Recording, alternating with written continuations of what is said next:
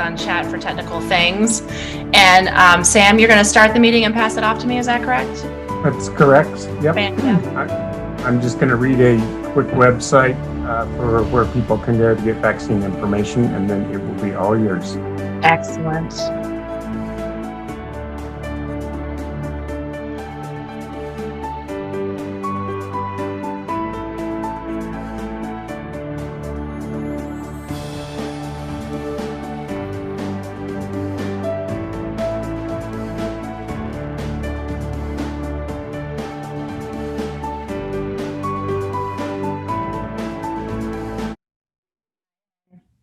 Hey, Heather, long time no see. Yeah, it's been like forever. I don't like it.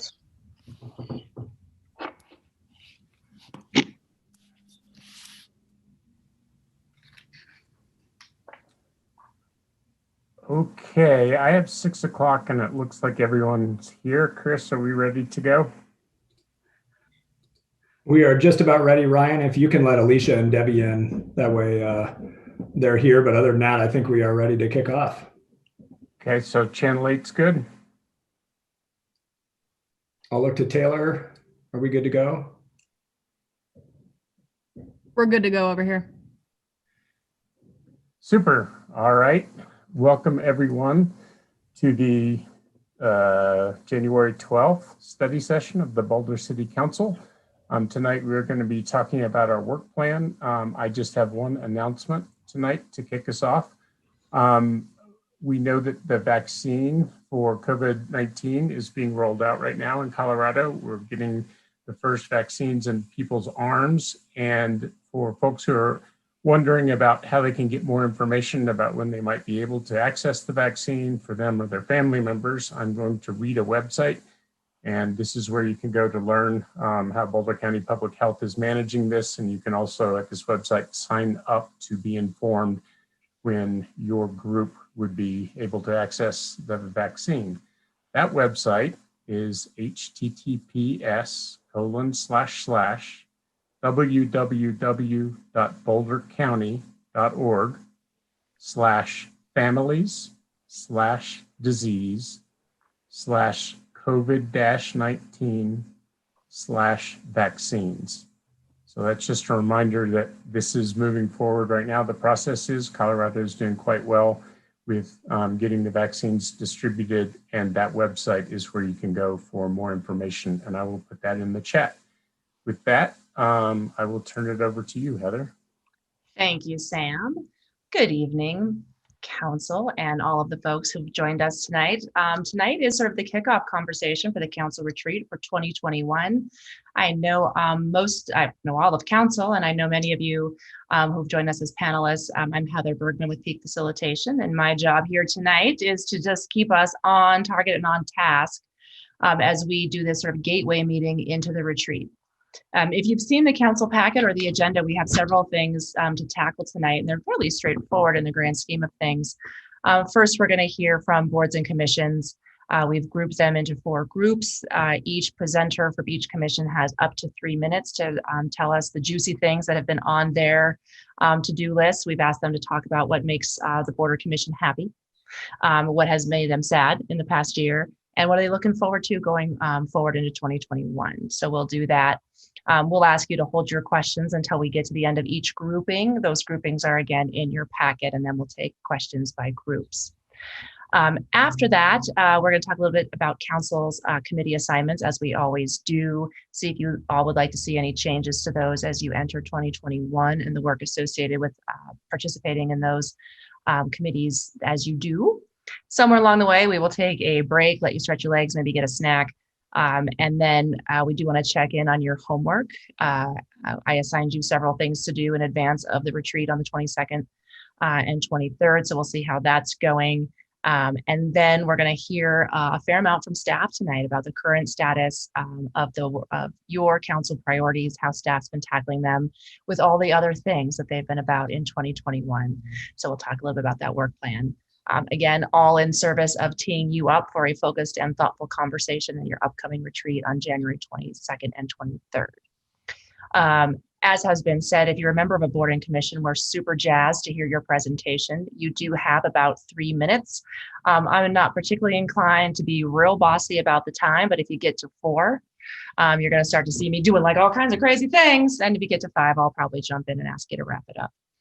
And if you keep your cameras off until it's your turn, that would be great. And then put your camera on when you're talking to council. That'd be lovely.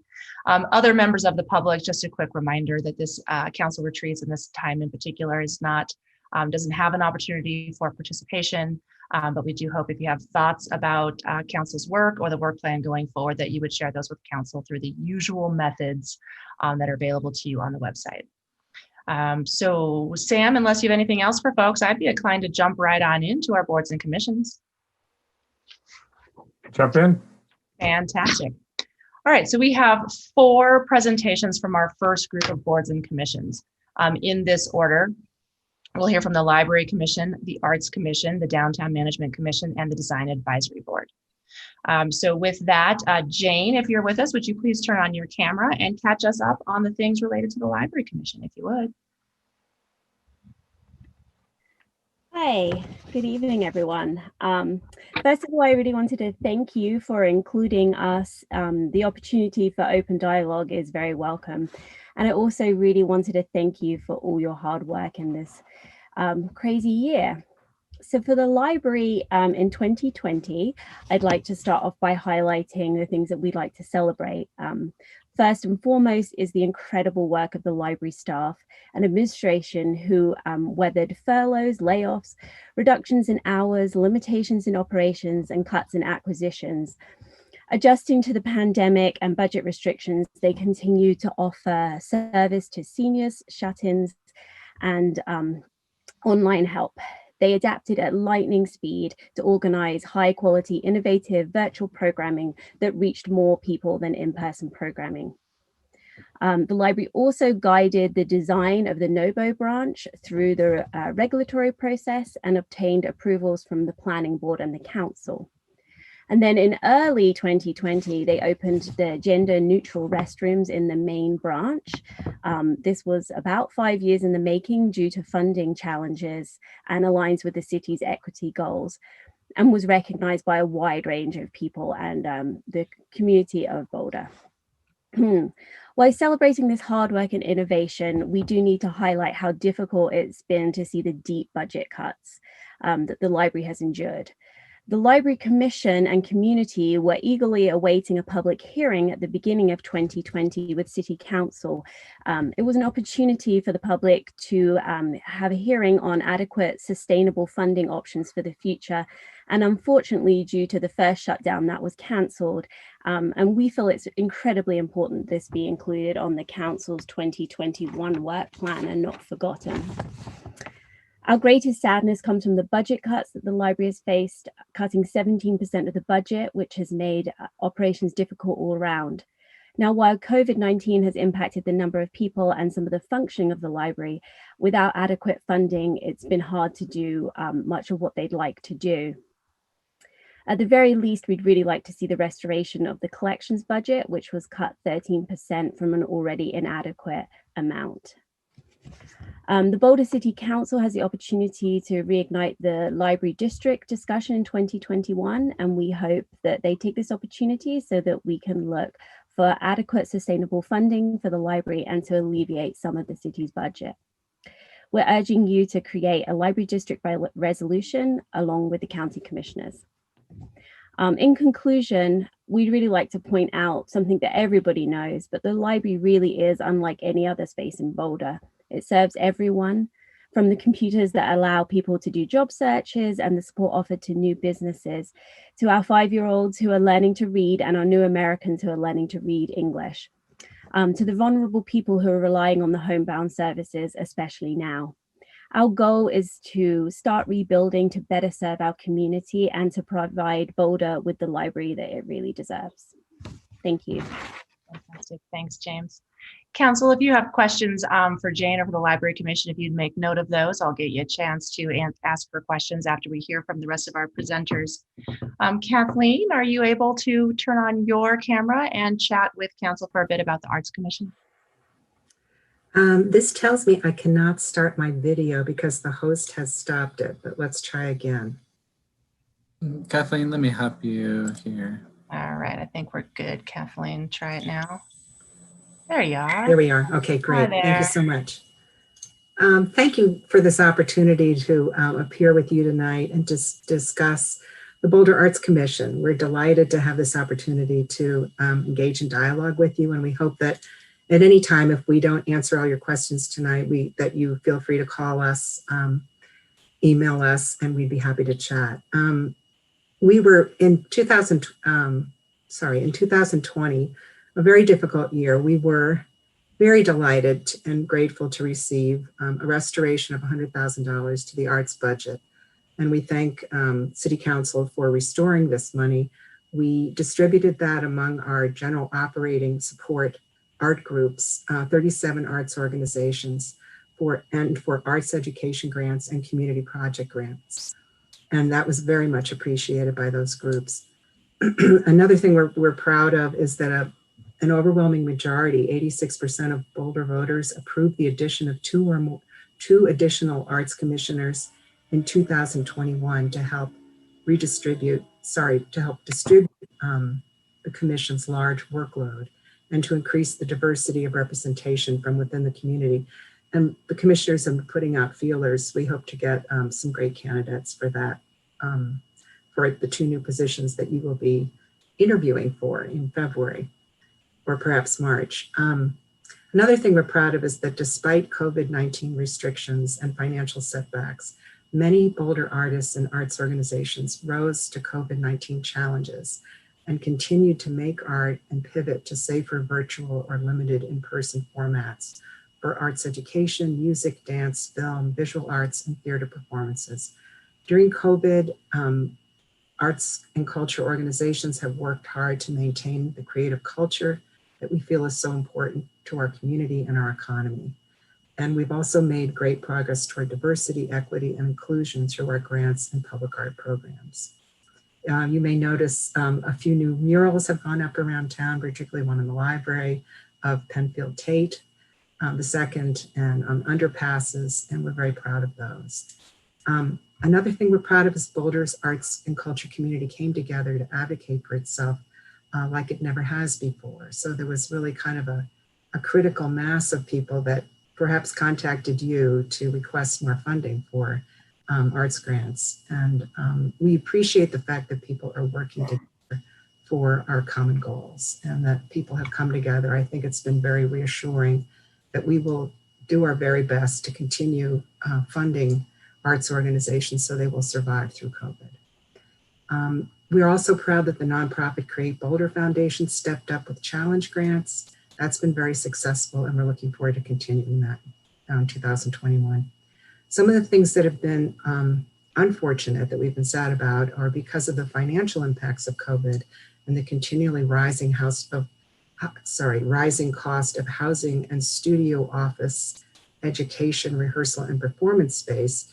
It's increasingly difficult for artists and arts and culture organizations to survive in Boulder.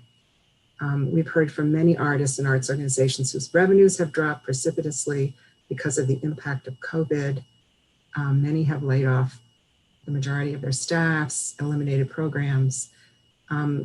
Because of city budget cuts, the Office of Arts and Culture and the Arts Commission have had to reduce or eliminate support for several categories of art grants, sponsorships, and professional development. We appreciate the $100,000 restoration of funding for arts grants, but our budget is very much reduced this year.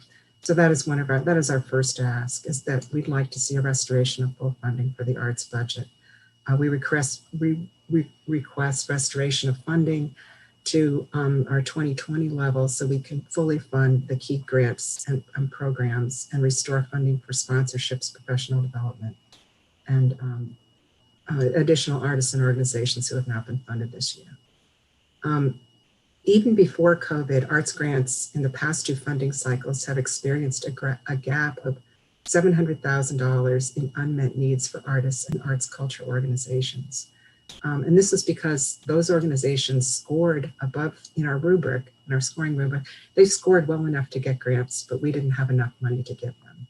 So we'd like, this is aspirational, inspirational, but we'd like City Council to think about, as the economy bounces back in Boulder, that we think about funding more for grants to artists. We have thousands of artists in Boulder. We're one of the top arts and culture cities of our size, and we would like to support this very important part of our economy. It provides jobs for families throughout the city. The second thing that we'd like is sustainable funding for public arts, for our public art program. We request that public art be given a focus of more funding from a ballot measure to renew the community culture and safety tax. Another thing that we were requesting is to fund one full-time Office of Arts and Culture position, and that would be the coordinator of programs for artists in the creative economy. This would be someone who would work with creative professionals who need support. It would provide networking opportunities and create collaborations that benefit our economy.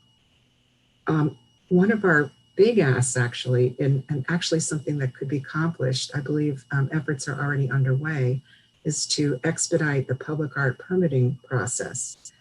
We have had difficulty getting public art projects through the permitting process, and there have been extensive delays and cost overruns. And we have had to consider canceling projects when they're well underway, when the city has already spent money to engage the artist. And we would like an expedited process that we feel would be more efficient and more effective and ultimately save the city money. So we understand that efforts are underway with the Planning and Development Department to work something out. Kathleen, are you about to wrap up? You're going way over your time there, darling. I'm going to my last point. Thank you. Thank you. We also would like to see more progress. We understand that many affordable homes have come to the market for rental for families in Boulder, households in Boulder. But we'd like to see more progress on affordable housing and workspace that benefits artists and arts and culture organizations. We are happy to collaborate with anyone in the city on what that would look like for artists and arts organizations. And we appreciate, again, your attention to these matters. Thank you. Thanks, Kathleen. Again, Council, if you have questions for Kathleen, I'll ask you to hold those while we hear from Jerry and then Matt. Jerry, I saw you come on the video. How are you? Great, thank you so much. On behalf of the Downtown Management Commission, thank you for your continued leadership. City Council, you guys are awesome, and we appreciate the opportunity to provide feedback concerning your questions. So my first comment will be about what has made us happy. There's been so much really that has been accomplished by the DMC in 2020. For one, there's been a smooth transition like you have to an online platform. We've had great presentations and updates by staff. We've seen lots of discussions and opportunities for input by us on the Zoom platform, and that's been great. There's been lots of prioritized work planning done by city staff and council priorities and paying attention to that and looking at resource availability. And the transition to Zoom has been really good. There's been excellent work by all involved, and it's a difficult time, and we really appreciate how that has occurred. We also have been really excited to contribute to the development of the Community Vitality Strategic Plan and appreciate how it has evolved over time and how it has engaged many, many different people and has paid attention to health emergencies affecting the downtown residents, business, and workers and visitors. City staff has developed an admirable sense of urgency, establishing guidance, granting approvals, and really making sure things happen to allow downtown restaurants and others to expand operations in the public right away. This was a lifesaver for those businesses and really attractive for the pedestrians and users to be able to access safely the downtown economy and experience. The spirit of community and cooperation between the DMC and Downtown Boulder Partnership, the Business Improvement District, and city staff has been encouraging during these times. And you'll hear from me a little bit later, but it can become much better. It's been refreshing to see so many different members of the community working together for the downtown. The rapid changes and short-term interventions by the city and downtown to provide enhanced experience via pedestrian access, curbside access, art and space for outdoor activities has been good. We think there could have been a lot more, but we loved some of the improvements to the Jersey barriers and more on West Pearl. I think West Pearl has been an amazing experience for all, and I know a lot of people are really excited about it, and we appreciate the successes that everybody brought to that. So what has made our board or commission sad in the past year? For one, the ongoing city response or ability to address encampment and crime-related safety issues is still a difficult issue, and we wish there would be more activity and actions to really make the downtown area and the broader downtown safer for people, particularly in the areas that do not have active sidewalk uses. Those areas really should become safe. There's really, this has been an ongoing discussion by us, and we wish it would be activated in the city. There's been little or no discussion regarding the broad future of downtown and how it relates to the whole city. Even though we're a downtown management commission, there's been limited involvement with the downtown retail strategy. DMC requires greater involvement in these actionable transformation of downtown. And we wish that that we can have more engagement with all of these activities. And we think there's really limited creativity being engaged by all of us. We can do so much more if we really pay attention to what the opportunities are in downtown to really affect everybody and to really pay attention to the broader city goals. I think the downtown stakeholder conditions and who those conditions are is somewhat fragmented, and we feel that we can really enhance that condition. So what else in terms of? You're at about 4 minutes. If you're pretty close to me, that'd be good. Thank you so much. I'm sorry for actually seeing, of course, we're upset about limited budget cuts that goes across the whole city, I know, but we still want to be able to pay attention to the long-term impacts of the pandemic and how we really look at the future of downtown. So what are we looking forward to in 2021? We want to have a meaningful process and dialogue exploring future downtown transformation that really strengthens the economy, diversifies the user base, and engages a broad, diverse public to reclaim portions of the downtown. We really do see the downtown as not only a great economic engine, but it's also an engine for a social health of the city. And we see there's so much we can do to improve that social and economic health. We see participation and implementation of the AMPS project, really paying attention to the curbsides in downtown is really critical to how people use the downtown. And we want to really reuse parts of the parking infrastructure. City staff is really making great advances in that way, and we see many ways to really transform infrastructure in multiple ways. And we really encourage staff to really engage more of the other boards and other stakeholders with the DMC. And we really think that that's really, really important. We have not done that effectively. And we still see structured engagement with City Council as being something we can do really well. Thank you so much. Sorry I went over a little. Thank you, Jerry. All right, last presenter in this group is Max, presenting on behalf of the Design Advisory Board. Max, are you with us? And if so, would love to see your shining face. There's, oh, sorry, it's Matt, not Max. I don't know why I called you Max. That's okay. You're allowed to be slow when I mess up your name. Hi, Matt. That's great. I'm going to try and do my best to not get a red card from Heather. So see if I can. I'm making a list. Right.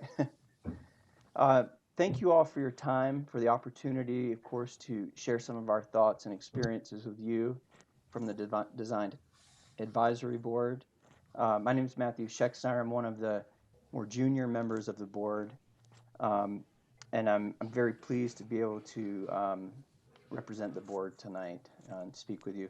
I think generally our comments and reactions over this interesting year can be categorized in maybe three areas. One is specific to our mandate reviewing designs in the downtown area. The second category, a little more broadly, is in housing in general. Obviously, housing is a constant subject of our meetings and our designs. And not only housing, but site design more generally often has us talking about the larger context of design, not just specific to downtown, but in our city generally. And then finally, our comments have to do with engagement, whether that's engagement with our counterparts in practice in the city and design, whether it's engagement with staff or other boards or the council like we're doing tonight, something we value, and we have a collaborative ethos in the Design Advisory Board. And we often ask ourselves, in the context of our reviews, and I think in general, is do better answers exist? And we approach a lot of the topics with that ethos.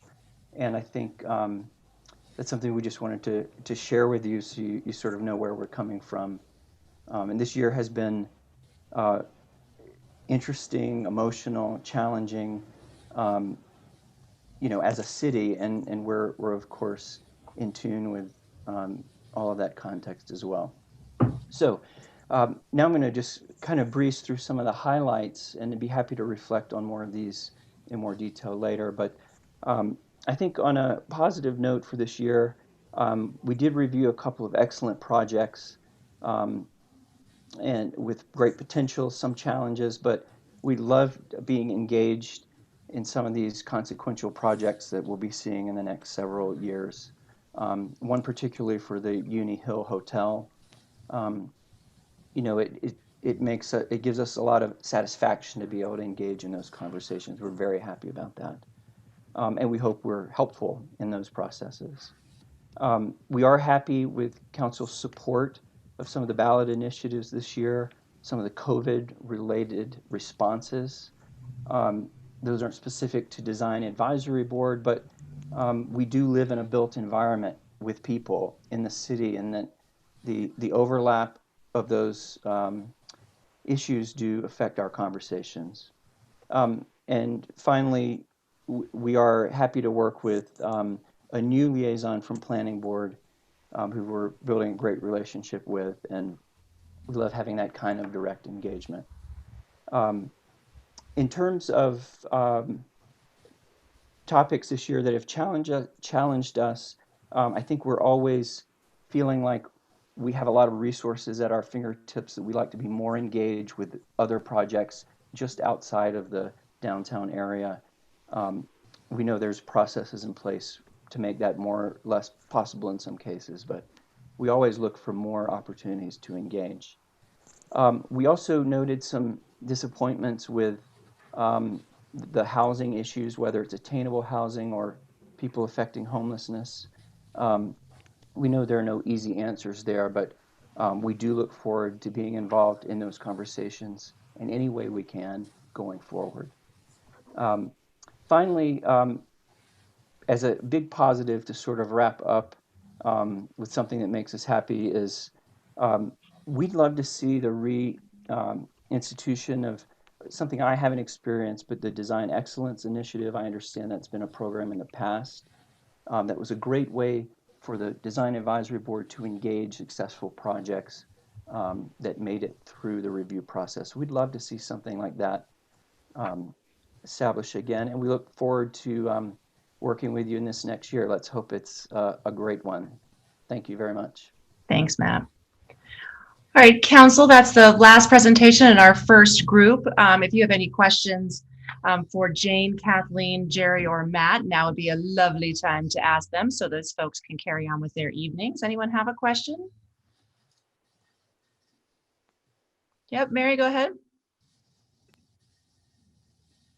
Thank you all for being here tonight. I have a question for Matt. If he could come back on. Hi, Matt. Quick question. In reading through your letter and what you just shared with us just now, I have one question. You mentioned that you're cultivating the relationship with planning board with the planning board member that comes to design advisory board.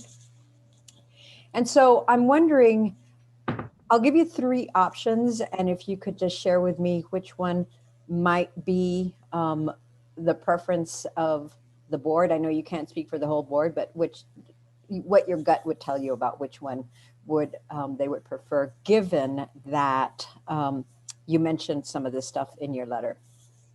So would you prefer having the PB ex officio at DAB or have a DAB ex officio at planning board, or to have joint sessions for concept reviews? Does he have an option for all of the above, or do you want him to choose one of the 3, Mary? He can say, he can say all of the above or one of the above. Matt, what do you got? Well, that's an interesting question. I think my instinct, and from the conversation we had, is we would love to be engaged in concept review. We often find that when projects come to us after several rounds of staff engagement and planning board engagement, there were opportunities that may have been, I wouldn't say missed, because that's not exactly stating it properly, but we feel like there were opportunities where we could have engaged sooner and maybe helped tease out some public benefit in some of these projects. So I would say option C would be a great opportunity. It wouldn't have to be mandated or every project, but where there's a need, if someone thought we could add value, that would be excellent. As a second, I think having the board member in our meetings, I think, is quite beneficial. I feel like our engagement in a planning board meeting might derail the specific agenda that planning board has. So I hope that answers your question. Yeah, no, thank you, Matt. Appreciate it. That's all I have. Thanks, Mary. Thanks, Matt. Anybody else have a question for one of the speakers from this first group? All right, I don't see any. So our thanks to Jane, Kathleen, Jerry, and Matt. You are off the hook for this evening. And I suspect if council members or anybody else has questions for you, they'll follow up offline. With that, let's move on to our second group. First up is Transportation Advisory Board. Is it Tyla? It's Tila. Tila, thank you. Hi, Tila. Hi. Good evening, Council. It's such a pleasure to be with you this evening. I appreciate this opportunity to check in with you. And I have immensely enjoyed my time on the board. So this year was a kind of a special year for everybody. I'm sure you're going to hear that again and again in light of the pandemic. But we did really have some good high points that were very clear throughout the board and across the board. We all agreed that one of them was the 20-mile-an-hour ordinance change. Many communities spend a lot of hand-wringing. I am very proud of you, Council, for seizing the opportunity and proving we can do something that makes sense for the community, that sets community expectations better where we want them to be, and the sky will not fall. I would say that the other very big high point of the year for TAB and for the Transportation Department generally would be the new leadership. You know, we have a new director, Erica Vandenbrand, a new deputy director, Natalie Stifler, a former employee who has come back to help us with transportation. And that has given us an opportunity both for a fresh look at how we've been operating for many years and decades, and really has opened channels of communication among staff. Erica is very attuned to the Tipton report and really paying attention to that to improve sort of how the department works internally. And has really opened channels of communication with TAB as well. I have regular meetings, as do other members of TAB, with members of staff that we didn't have before, and has really helped us all work better together. We are also incredibly proud of how staff has worked on the neighborhood speed management program in the last year. It continues to be a very popular program, too many requests for services under it that we can satisfy, but it shows that there is a real community desire for traffic calming, speed management all over neighborhood streets. And in particular, there were extraordinary efforts this last year to serve a particular underserved community that generally has trouble interfacing with city government. So hats off to the transportation staff, in particular Ryan Knowles, for spearheading that effort. That was really a remarkable demonstration of how we can work to make the city better. I would say the other high points I would characterize them generally as showcasing our ability to be nimble. Our COVID response, for sure. We managed to use some limited funds to change how we're using streets, the downtown streeteries. We've also been doing some rapid build projects under the Vision Zero Innovation Plan, and we're looking forward to further planning and the micromobility launch. So just opportunities for nimbleness, and instead of having this big juggernaut that takes a long time to change direction, we're seeing really positive changes in the past year and hopefully in the year ahead. The low points of our letter, I would say that this is sort of setting up what we're looking forward to in the next year. But there are basically two kinds of things that we're getting at in the low points. And one would be how the former siloing of staff efforts and city programs and money allocated to different programs has turned into a trend for expensive but underwhelming projects that don't really serve the entire community in the past. And then secondly, it highlighted a lack of attention to our corridor and arterial projects. We know through Vision Zero, we're gathering a lot of data. We know where deadly crashes are, we know where expensive crashes are, and we know that these are the harder to change streets. And so that means that we are looking ahead about being more strategic and opportunistic about how we spend our money, and also paying attention to where we need to be spending the money to serve the greater community. Where are the problems? Where are the opportunities for changing them that don't have to be huge corridor studies that are millions of dollars or tens of millions of dollars in 15 years in the making? What are our opportunities for being more nimble, as we have shown that we can be? And we really have a lot of confidence that with this new leadership that we can be heading better in that direction. Appreciate your time. Thank you. Thanks, Tila. Next up, we have sort of back-to-back presentations from the Boulder Junction Access District, the Travel Management Commission, Demand Commission, and the Access District Parking Commission. And I understanding, Ryan, is you're going to do both of those? Correct. Yeah, I'll do Fantastic. 1 3-minute rundown for both. Fantastic. Combined, yeah. All right. So thanks so much for having us here today to update you all. Really appreciate the opportunity. So my name is Ryan Cook, and I'm a resident representative in the BJAD districts, specifically for parking. But like I said, I'll be talking for both commissions today. Obviously, we did our best to manage constructively, the challenge that we all had in 2020, and just want to call out, our gratitude to the city council and staff for all the hard work that they've put in. Really, one of the big highlights that we had this year was an in-depth retreat process that we did ourselves as joint districts. And the community vitality staff that we work with did such a good job helping lead us through that, where we did lots of retrospective thinking as well as vision casting to try to create quality output and artifacts to help guide us through the upcoming years.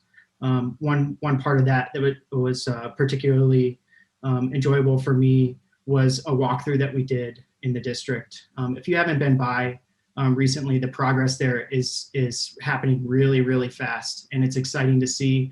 I'd encourage a visit, like I said, if you haven't been recently. Another win that we had specific to the Parking Commission is there's been kind of an ongoing multi-year saga related to the parking garage system. And it was great that we were able to finally get the gateless system installed there with the other folks that we share that with. And hopefully we learn a lot in the upcoming year about how that gets used. So throughout the year, and in particular towards the end of the year, we identified kind of a main area of concern, which was around transit access in the district. I'm sure you're all aware of the reduced or eliminated service from RTD in particular, and that's affected us in Boulder Junction. Excuse me. And so as we look towards 2021, a big question we're asking ourselves as districts is how can we support transit and other TDM offerings for residents and employees there? And we would love input and support from you all and council as on the best ways to ensure that we have rich transit options, of course, throughout the city and in the district specifically. Just to briefly highlight a couple other priorities that we're looking ourselves to in the upcoming year. We'd love as districts to be able to participate and support the progress of the phase 2 planning for the TVAP process, and are also looking at ways that we can help the district kind of enhance identity and branding. So hopefully just knowing about those two things helps you understand what we're thinking is important and to the ongoing development and success in the district. So thanks so much, and I'll do my best to answer any questions at the end if you have some. Fantastic, thank you, Ryan. All right, next up, last presenter from this group is Cheryl from the Uni Hill Commercial Area Management Commission. Cheryl, are you with us? Hi, Cheryl. I am. Hello. Hello. Good evening, and thanks for the opportunity. My name's Cheryl. I'm the chair of UCAMC, University Hill Commercial Area Management Commission. So we all know 2020 is a really tough year, but for us, in many ways, it's been really productive relative to our longstanding goals and objectives, which is to become a diverse, thriving, clean, safe district for the Hill community and Greater Boulder.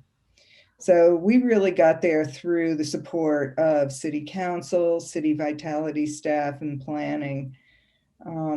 Through the council's support of the Hill Hotel project, which has already begun attracting new businesses to the Hill. We always thought that would be a great catalyst business for the Hill.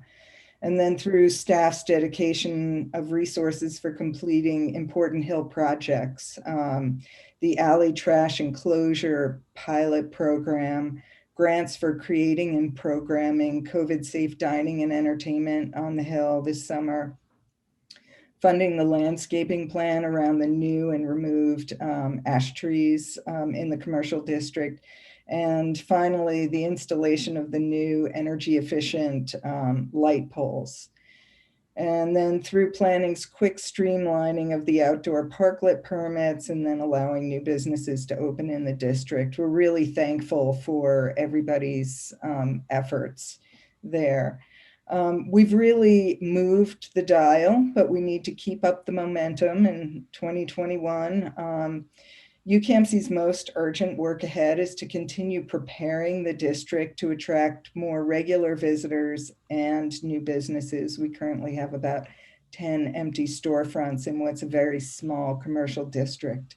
And then also to reassemble the Hill Reinvestment Working Group to help identify and provide financial analysis around the most useful investment of the Pleasant Street lot sale funds.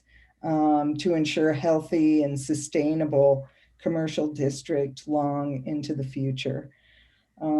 So finally, I mean, we look forward to supporting council in their 2021 priorities and want to strengthen our communication by reaching out to provide regular updates on our progress and to seek input and feedback from council as we move through this next phase of Hill revitalization.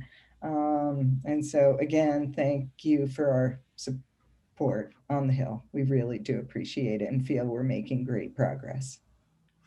Thank you, Cheryl. All right, council, that's the last presentation from this second group. If you have questions for Tila, Ryan or Cheryl, now be the time. Bob, please go ahead. This is a question for Tila. Tila, you mentioned in your letter, Tab did, the nimbleness that staff had in closing West Pearl and addressing the restaurant situation there. And of course, that continues to be closed. Will TAB be weighing in on that as we go into the spring and consider what to do with West Pearl in the future? Is that something on TAB's agenda for this coming year? One of the things that I've been struggling with is a little better interface between TAB and community vitality. It comes up now almost every meeting. And that, of course, was a program under community vitality. Transportation staff did, of course, manage to get some money for some street closures right toward the end of sort of the usable season. It was mostly in October, and there is on the schedule a check-in and evaluation of how that went. I will continue to press community vitality to check in more with us, but as far as I know, they are not scheduled to come to TAB to assess whether to continue that program. Maybe that could be I'm just going to throw this out as a suggestion, because I think the DMC would they mentioned this in their letter as well. I forgot to ask Jerry this question, but perhaps there could be a joint meeting of DMC and TAB and with community vitality staff to kind of guide council on that, because that's a question that we're going to be facing, I think, this spring, and I really value input from DMC and TAB. I would be very supportive of that. Any other questions for this group of speakers? Yeah, Adam, please go ahead. Yeah, I just wanted to say real quick too, the ones we don't ask questions of, it's not that we're uninterested or anything. We're just trying to pick out all the themes and make sure we can address those collectively when we have our study session meeting. So I really appreciate all the letters. They're very comprehensive and super helpful in trying to pick out those themes. That's a great clarification. Thank you, Adam. Any other questions? Fantastic. In that case, Tila, Ryan, and Cheryl, thank you for your presentations. You are, of course, free to hang out or take off and do other things with your evening. We're going to move on to our Group 3 presentation, starting with the Beverage Licensing Authority. Is it Alyssa or Lisa? Alyssa, you got it. Yep. Fantastic. Alyssa, talk to us about the BLA, please. Real quick, this is Taylor Ryman over here trying to run presentations. The host has disabled our ability to screen share. So if the host could allow screen sharing, we can bring up Alyssa's slides. Yeah. Sure thing. Alyssa has slides. Fantastic. Visuals. Visuals. Not as good as the Christmas hat from earlier, but. I mean, we're going to bring that back at a break. Don't kid yourself. All right. Okay, good. All right. Okay, Taylor, I have changed that to co-host. Let's see if that works. Taylor, is you ready? Did you change the presentation screen to co-host or my computer? Both are co-hosts now. Everyone's a co-host. If there's any issues, it's no problem whatsoever. We can move on without them. Hold, please. Eeny, meeny, miny, mo. Hey, look at that. Hey, Mo. Okay. All right. All right. So first off, I'm honored to be here. Thank you so much for hosting us this evening and asking these just really wonderful questions. I'm pleased to be here. So next slide, please. My name is Alyssa Lundgren, and I'm the chair of the Beverage Licensing Authority. And so I'm here presenting on behalf of the BLA. Just for everybody's information, this is just a slide on our current membership. We're a 5-person board with 5-year terms. And we're quasi-judicial, hearing new licenses, renewals, and violations of liquor licenses. Next slide, please. All right, so as far as happy, I'm a software engineer, and so my background really speaks to focusing on agility and speed, and I think that is something that has been exemplary from the BLA and the licensing staff this year. They've just been a shining example of this, doing good for our community when it comes to the liquor licenses. For example, temporary modifications. Typically, the city staff license processes, 5 to 6 a year. In 2020, they processed 84 of those applications. So that's to allow restaurants to extend outside of their normal footprint. That process usually takes 30 days. This year, it took 7 days. And then on top of that, just thank you to the neighbors, landlords, the city, the other boards in cooperating and supporting the restaurants in their efforts this year. We see that there was a great deal of creativity. And then as far as going digital, the city licensing staff started with 1 digital application this year with the goal of adding 2 more. They actually have added 28 in 2020. So now you can file and pay online for these applications. And then additionally, we're thrilled with the resiliency that we've seen from the restaurant community. We actually heard, you would think that there wasn't much growth in terms of the restaurant industry this year. We actually heard 11 applications in 2020. And then we were able to adapt to these virtual hearings and write emergency rules so we could continue to hold our hearings.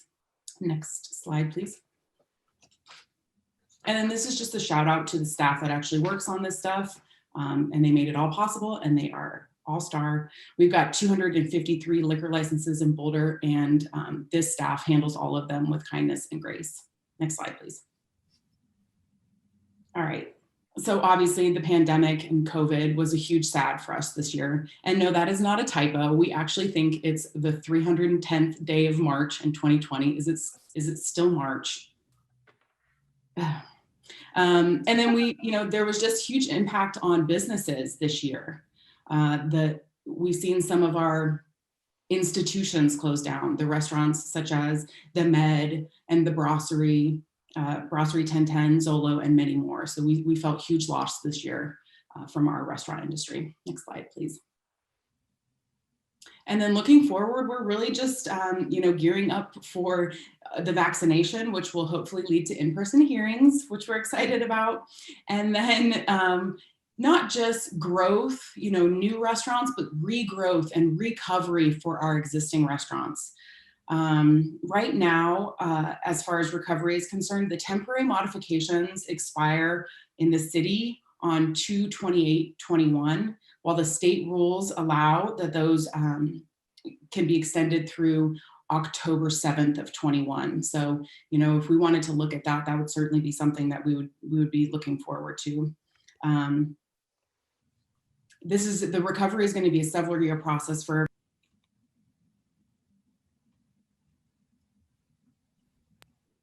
I was muted. That was weird. That was weird. Well, no worries. So we just really want to give these businesses the opportunity to recover and not impose any additional restrictions that the state doesn't provide. And then we're excited for out of town travel to return as well. Next slide, please. And then finally, I just want to thank everyone on this call, anyone who's on a board and dedicates their time and donates their time to the city council, to all the board members, reps, to Taylor for her help. And thank you very much to the City Council for asking great questions and listening. Fantastic. Thanks, Melissa. Fantastic. We'll move on now to the Housing Advisory Board. Charlotte, we'd love to see your shining face and hear your 3-minute presentation, if you would. Eeny, meeny, miny, there you are. Hi. Hello. Do you hear me? Yep. Awesome. Okay, perfect. Good evening, council members. Charlotte here. Chair of the Housing Advisory Board. Thank you for having us. I'll begin with an overview of our letter, which our board unanimously approved in November. So had hopes of participating in what was called the Addressing Homelessness bus tour this year. And also we had plans of arranging numerous community listening sessions, but these goals were quickly derailed by the COVID-19 pandemic. However, before the pandemic hit, the board hosted one listening session in February on the topic of tiny homes. The session was rich in substance and successful in highlighting different perspectives. And we're very excited to host another listening session in March on the topic of housing insecurity. This year, we also kicked off the Unhoused Joint Committee with the Human Relations Commission, which consisted of 2 members from HAB and then 2 members from HRC. The committee not only delved into scholarly research, investigated precedent for safe parking lots and tiny homes, but also conducted stakeholding research within Boulder and Boulder County. As a board, we appreciate Council's commitment towards the city's affordable housing goals and hope that Council will explore new funding sources to service the city's working class moving forward. Our letter also expressed some concerns with the relationship between our body as a board and city council. Even though we are tasked with advising city council on housing issues facing the city, we feel marginalized because of political considerations. And, our board offers perspectives that may differ from traditional and privileged members of our community who often dictate the discourse around housing issues in Boulder. But it is for that reason that we should be, able to work with council. And, that's the reason why we believe that council should rely upon us and our expertise, passion, and energy. And then our letter concluded with some suggestions for the 2021-2022 housing work plan. This included the revisitation of residential occupancy limits, the examination of cooperative efforts with nonprofits, faith-based communities to implement safe parking lots, and consideration of reallocating funds from law enforcement to Boulder Housing and Human Services Housing First initiatives. And I'm happy to elaborate on any of those, and I look forward to answering questions as they arise. That's all I have. It's very efficiently done. Thank you, Charlotte. All right, council, if you have questions for Charlotte, we'll take those here after we hear a couple more presentations. Next up is Jill on behalf of the Board of Zoning Adjustment. Hi, Jill. Hi, I'm excited because my husband got home before this started. The dogs were going to bark. So first of all, I want to thank everybody. I echo the remarks of gratitude of all the previous speakers for the agility that with which we had to move, whether it's our board meeting in Zoom meetings and everyone else meeting in Zoom meetings. It was pretty impressive. We're a small board. We meet monthly if it's needed to address questions of zoning variances when they occur. We address things in terms of our positives, and it reflected that in our letter that, again, the quick move by staff to get us into an online position so that we could hear citizens' cases as they came up, that made it was successful in doing that. And communication around that is very successful as well. So I'm going to be brief for everybody here. Our shortfalls in 2020, COVID-19 represents a huge disruption and represented a huge disruption in the working processes of our government at all levels. And it's no different for those of us who take in, where we're dealing with people who are concerned with trying to get something done in the city, whether they're an architect, a builder, or a homeowner. There are challenges in reaching people and hearing communication back from people. There are long delays. We certainly are hopeful that those things will change in the future. We asked council to actually give us some feedback. So I'm really liking this because we, in the past, have heard nothing about after we've given a letter. So I appreciate the opportunity to actually say to you some of the things that we know you read, but you're busy and have many other things to deal with.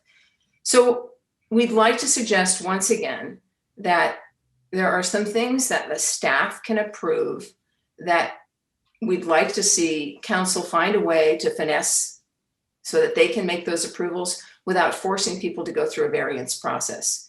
A quick example of that is for replacements for existing non-compliant conditions that are grandfathered in. We had a set of stairs, for example. They're being replaced with the same set of stairs, but they had to go through a BOZA compliance because they're out of compliance with current code.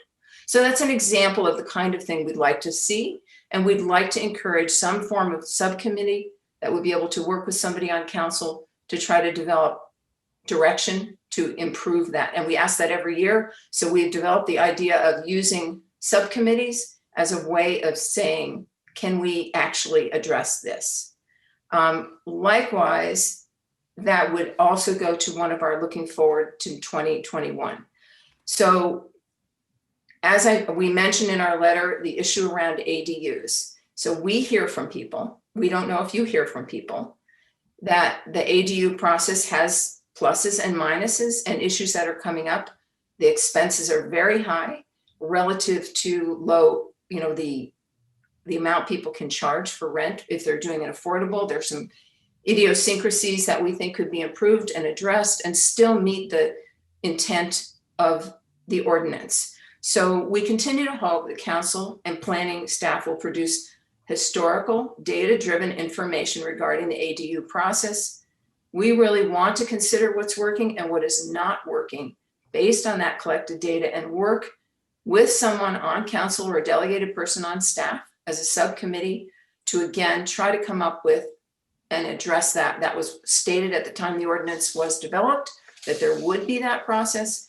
And there's probably enough data out there now, despite COVIDs, that we should be able to make some progress with that. So appreciate your time.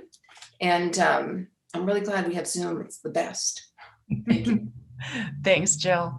All right, last speaker from this group is Tom, representing the Cannabis Licensing and Advisory Board. Hi, Tom. Hi. Let me make sure everybody can hear me. Yep. And I'm coming to you from the tea house. Well, not really. I was impressed with Alyssa's slideshow, and I did not do a slideshow. So sorry about that. But I'm going to try to be as brief and concise as possible, trying to respect everybody's time. Thanks to all who are here tonight. I was honored to be chosen to represent, excuse me, one of Boulder's newest boards, the Cannabis Licensing and Advisory Board, which is better known as CLAD because nobody wants to keep saying the long version. What has made our board or commission happy in the past year? We think that council put together a very well-balanced group of 7 members who brought a wide range of opinions, everything from industry to parents to educators, and I myself am a physician. As compared to all the other boards and commissions, we've never met in person, at least not as a board. So we had to, like everybody else, but we didn't have a template, or we didn't have a pre-existing set of meetings to fall back on, which is, we did quite well in a virtual setting, but it's a downside too. So we think that one of the positives is that all the board members brought a broad perspective to each topic that we discussed. Some of us needed to, or we had a wide range of speakers that we learned quite a bit about cannabis from. I think somewhere between 8 to 10 speakers. Some of us knew more than others, but now all of us are equally educated on the topics. We especially appreciated the staff, and I want to give a shout out to, I think, some of the same staff names that Alyssa put up on her slide. They've been great, been very helpful.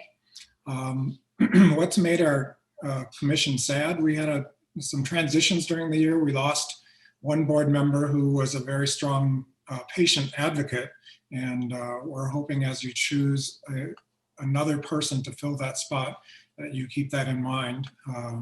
And we are, I forgot to mention that we're very appreciative of the 2 new ex officio members. They've hit the ground running, and they've been a real benefit to the board so far.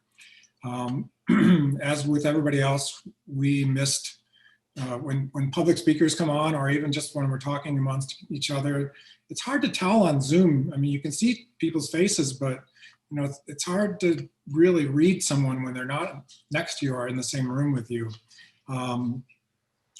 Some of the things that we're looking forward to in 2021, we're looking forward to having, once again, a full constellation of board members. We're looking forward, hopefully, as is everybody, to meeting in person. We're looking forward to hopefully reaching resolution on some difficult topics. And that brings up probably the most important thing, is that we're looking forward tonight, or at some point in time in the near future, to hearing the city council's position on some of the more difficult topics that we've been facing. And I'll just mention a few of them, especially 2 of them. Recreational cannabis delivery. There's currently medical delivery, but expanding to recreational delivery is a topic facing us. And then cannabis hospitality sites, and that's been approved by the state. But it's a controversial topic. Some of us, including myself, didn't appreciate the polarity that some of these topics engender. And then lastly, we want to make sure that we protect the children and youth of our community. We want to keep cannabis out of their hands. Cannabis is fine for adults, but I'm a pediatrician, so it should not be used for children or adolescents whose brains are still developing. And so look forward to hearing from you and getting some insight. Fantastic. Thanks a bunch. All right, Council, let's hear questions for Alyssa, Charlotte, Jill, or Tom. And Bob, it looks like you've got one. Got one for Jill. Jill, well, thanks to all of you for your presentations. These have been really great. And I'm glad that we've moved to these live presentations. This was a new thing, as Jill or somebody referred to it. It used to be just letters that came in. Then it was letters that came in that were read by council. And now it's just great to have you guys present your own materials. So I think this is something we should do going forward. Jill, you mentioned ADUs, and you mentioned in your letter briefly, you're absolutely right. When we made the major adjustments to ADUs about 2 years ago, maybe a little bit more than 2 years ago, we committed to revisit them, look at what was going right and what needed to be changed. Does your board have a list of recommendations on that, or is that something you would need staff support on to put that together to send it to council? Because I'm a little bit blind as to what those. I'm sure there are things that are going great, some things that need to be improved, but I'm just not aware of what they are.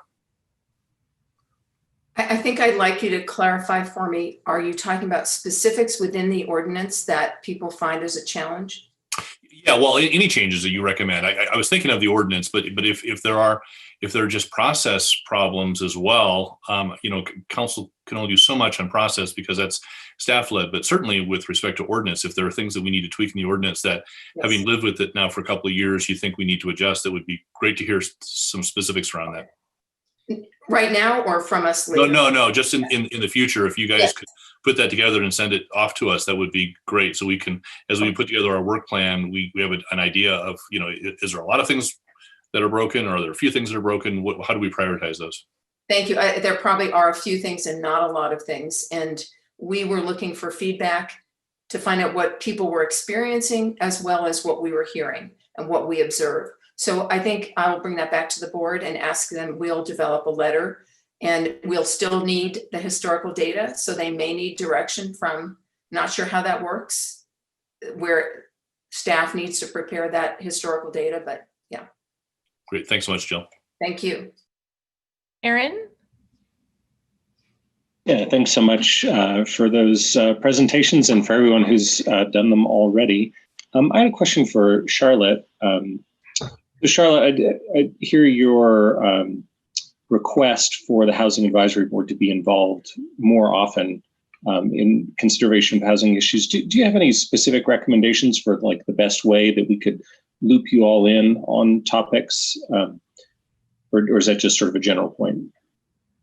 Yeah, no, that's a really great question. It's something that we've discussed as a board, and we've discussed potentially engaging with one member of council that is potentially like a liaison. I know, Adam, you've attended a few of the joint committee meetings between HRC and HAB. So I don't know if that would be your role, but there seems to be an opportunity for HAB to be more proactive when council is looking at different housing issues, rather than hearing about the council meeting and then discussing what was discussed at the council meeting. And so, the board is filled with, passionate people who, spend a lot of time, thinking about these issues. And so potentially, there is, some sort of liaison between council and our board. That's just one idea. And it's definitely something that we'll want to discuss more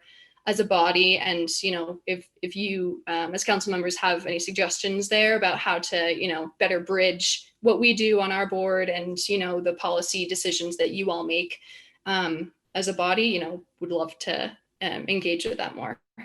Okay, thanks. I appreciate that. And then just one other thing I'll say to Jill's point that, about the, how you sometimes the writing council letters can feel like sort of firing off into the void. I do really appreciate this in-person aspect here. But, Jill, we mostly are not giving feedback tonight. We're just asking some questions, but I look forward to considering the recommendations when we get to our retreat. So thanks. And I will just say, and every year we read them all. We very much value the board input. Fantastic. Excellent. Rachel, you have a question. Yep. Charlotte, you don't have to return your camera on, but I was also going to invite your feedback on tips for improving the relationship that you mentioned between HAB and council. Doesn't feel good from HAB's perspective. So if you have further thoughts, as well as Aaron's question of how can we utilize the board better, I would invite you to maybe email them. Great. Yeah, absolutely. Well, and we have a meeting tomorrow, so we'll be rehashing this, and we'll definitely follow up. Okay, thanks. Thank you. And thanks for the presentation. I also had one question for Alyssa and the beverage licensing. Yeah. And thanks for that great presentation. I also enjoyed the slides, and also just you laying out like where people were in their tenure on the board. That was helpful. So especially as we lead into board, picking new members. Mm-hmm. But my question, and I understand that the state changed things that allowed us to do things differently this year. But we often hear a lot about like cutting red tape, and you spoke to agility and efficiency. Are there things that we should be looking at making permanent or changing that you like lessons learned from pandemic that we could do at the local level that would allow us, you mentioned at the end, I think you want, it would have been better to have more street closures. And so just wondering, or wanted to invite you to let us know if there are things that you think we should be making permanent that are within our jurisdiction. Okay. Well, let me go back to my board and speak with them about that. And then if we could follow up also by email, but I appreciate that offer very much. Perfect. Thanks. Mm-hmm. Thanks, Rachel. Mary, what's on your mind? I have a question for Tom on CLAB. All right. Tom, so you mentioned the looking at some issues that have been allowed by the state, and you mentioned hospitality and delivery. What kind of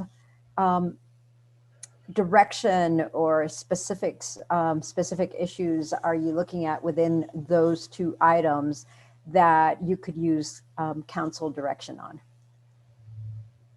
That's a great question. And I guess, to be frank, I guess I would like the city council to decide whether, the world of cannabis is changing nationally, maybe internationally.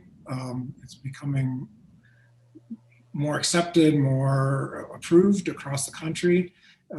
Boulder historically in some ways has led the way for some aspects of cannabis. Do we want to continue to do that? Or do we want to let other places try something first and learn from experiences of others rather than necessarily leading the way on it? Does that make sense, Mary? I mean, we could be on the cutting edge, which is, some of these, it's not really cutting edge. The state has approved it. The city of Aurora has approved recreational pot delivery. But do we want to like put some brakes on, or do we want to push forward and be, like the leader that everybody looks at across the country as pot's getting legalized across the country? Does that make sense? Yeah, it makes sense. And I think that like the other boards, it might be helpful to get some more specifics as to, why would it make sense to wait and learn from others, and what are the pros and cons, and so that, we can make a better informed set of directions. So that would be helpful.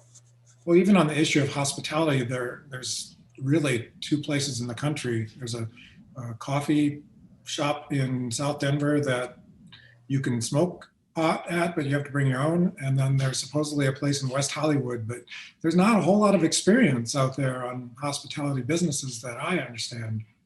And we've had a lot of speakers to educate us about it. So Yeah, so just, a little summary on that's very helpful. But just what are the pros and cons of, figuring that out ourselves, or just waiting for somebody else to learn from others' mistakes. So yeah, we'll produce that and move that, for the city council to discuss. We'll produce pros and cons for the council to think about. Great. Thank you, Tom. Thanks. Thanks, Mary. Adam? Yeah, I just had very brief comments. To Jill's point about ADUs, I did see that on page 75 of the packet for tonight, it is one of Housing and Human Services' top 5 priorities to look at ADUs again, see what those successes and failures are. So that may be a place where there's synergy between Housing and Human Services planning and BOZA. So just a heads up there, Jill. As for Charlotte, your request to sort of maybe get out ahead of things a little bit better, I may suggest that you get a copy of the Council Agenda Committee minutes from your board liaison to Housing and Human Services, as that usually has the most up-to-date information about what issues are coming up. And then you can quickly scan that for housing issues. Yeah, thanks, Adam. And that's something that we're looking at. And, we look forward to, collaboration with council as well, not just, handing it off and then, it's kind of like a one-way street, or, let's just like give the item to the crying kid in the corner, like who wants to engage. We really do want to collaborate with council and look forward to doing so. Thanks, Charlotte. That's all I had. Thanks, Great. Heather. Thanks, Adam. Mark? Yeah, my question is for Charlotte. You made the comment about marginalization of HAB. Is that based entirely upon the perceived lack of coordination between HAB and council, or are there other elements to that we need to be aware of? Thanks for asking that, Mark. That comment, goes back to the letter and, responds to, the fact that, HAB may approach issues differently than council, should be welcomed, as a part of a rich, diverse conversation of potential policy solutions. And as the board, we unanimously agreed that we don't believe that we have been utilized to our full potential, and we're here to serve you, as council members. And so we just want to be better utilized by you to help, craft creative solutions to address, urgent issues, short-term and long-term. So, throughout the year, looking at different housing issues, issues related to housing, homelessness, tiny home villages, safe parking, sanctioned encampments, all these issues have been brought to council's plate in one way or another this year through study sessions and, open comment and, things that, topics that, council is aware of. And so we just want to be brought to the table to, engage with you as you craft solutions. I hope that makes sense. It's kind of long-winded way. All right. Council, any last questions for this group of speakers? All right, then our thanks to Alyssa, Charlotte, Jill, and Tom. Y'all are off the hook now as well. Again, please feel free to hang out if you feel so inclined as we move on to our next group of speakers. Council, I'm inclined to take these next 2 groups and then take a break. If you feel strongly to the contrary and need a break more urgently, shoot me a little comment in the chat if you would. In the meantime, let's jump into group 4. And group 4's first speaker is Justin from the Environmental Advisory Board. Hey, Justin, catch us up on the EAB if you would. Great. Hi, my name's Justin Brandt. I'm the chair of the Environmental Advisory Board. And like everyone else, thanks for the opportunity to speak tonight. EAB's board letter this year, we really tried to focus on sort of priorities moving forward. I won't go through all the details of our full letter, but instead want to highlight a couple of the specific topics that are of highest importance to our board. First, with the settlement agreement between Excel and the city and the approval of the franchise agreement by the voters, it's a exciting time in the process around reducing emissions and the city's municipalization process. So I think there's a lot of interest from our board as the city works to implement this agreement in collaboration with Excel, that the city has continued to prioritize policies and strategies to meet its goals of 100% renewable electricity and 100 megawatts of local generation by 2030, which are slightly different than some of Excel's state mandated goals. And we know this is a high priority for staff, but and council, but think if the city has aggressive environmental goals, and we think it's important that we continue to prioritize them. We also urge council, as you're working to implement this new agreement, to include ongoing transparent community engagement, including engagement with boards. While the franchise agreement is highly visible, over the past few years, a lot of the other things the Environmental Advisory Board has tried to focus on are what we've sort of think of as orphan issues, trying to identify some issues that are important for the city, we believe, but have fallen through the cracks for any number of reasons. And I want to highlight two specifically, one relating to air quality and the other the urban heat island effect. So historically, in monitoring, communicating air quality issues has been one of the roles of Boulder County Public Health. And the city hasn't taken much of an active role, but I think EAB thinks the city should be more proactive in this area. We're encouraged by steps that have been taken this year to increase coordination between the city and Boulder County, as well as coordination with Denver and Fort Collins, Longmont, some other communities in our region who are sort of doing a good job of leading in this area. Some recommendations we highlighted in our letter are updating the city's website to provide information related to the health impacts of ozone to the community, as well as linking to state and county resources.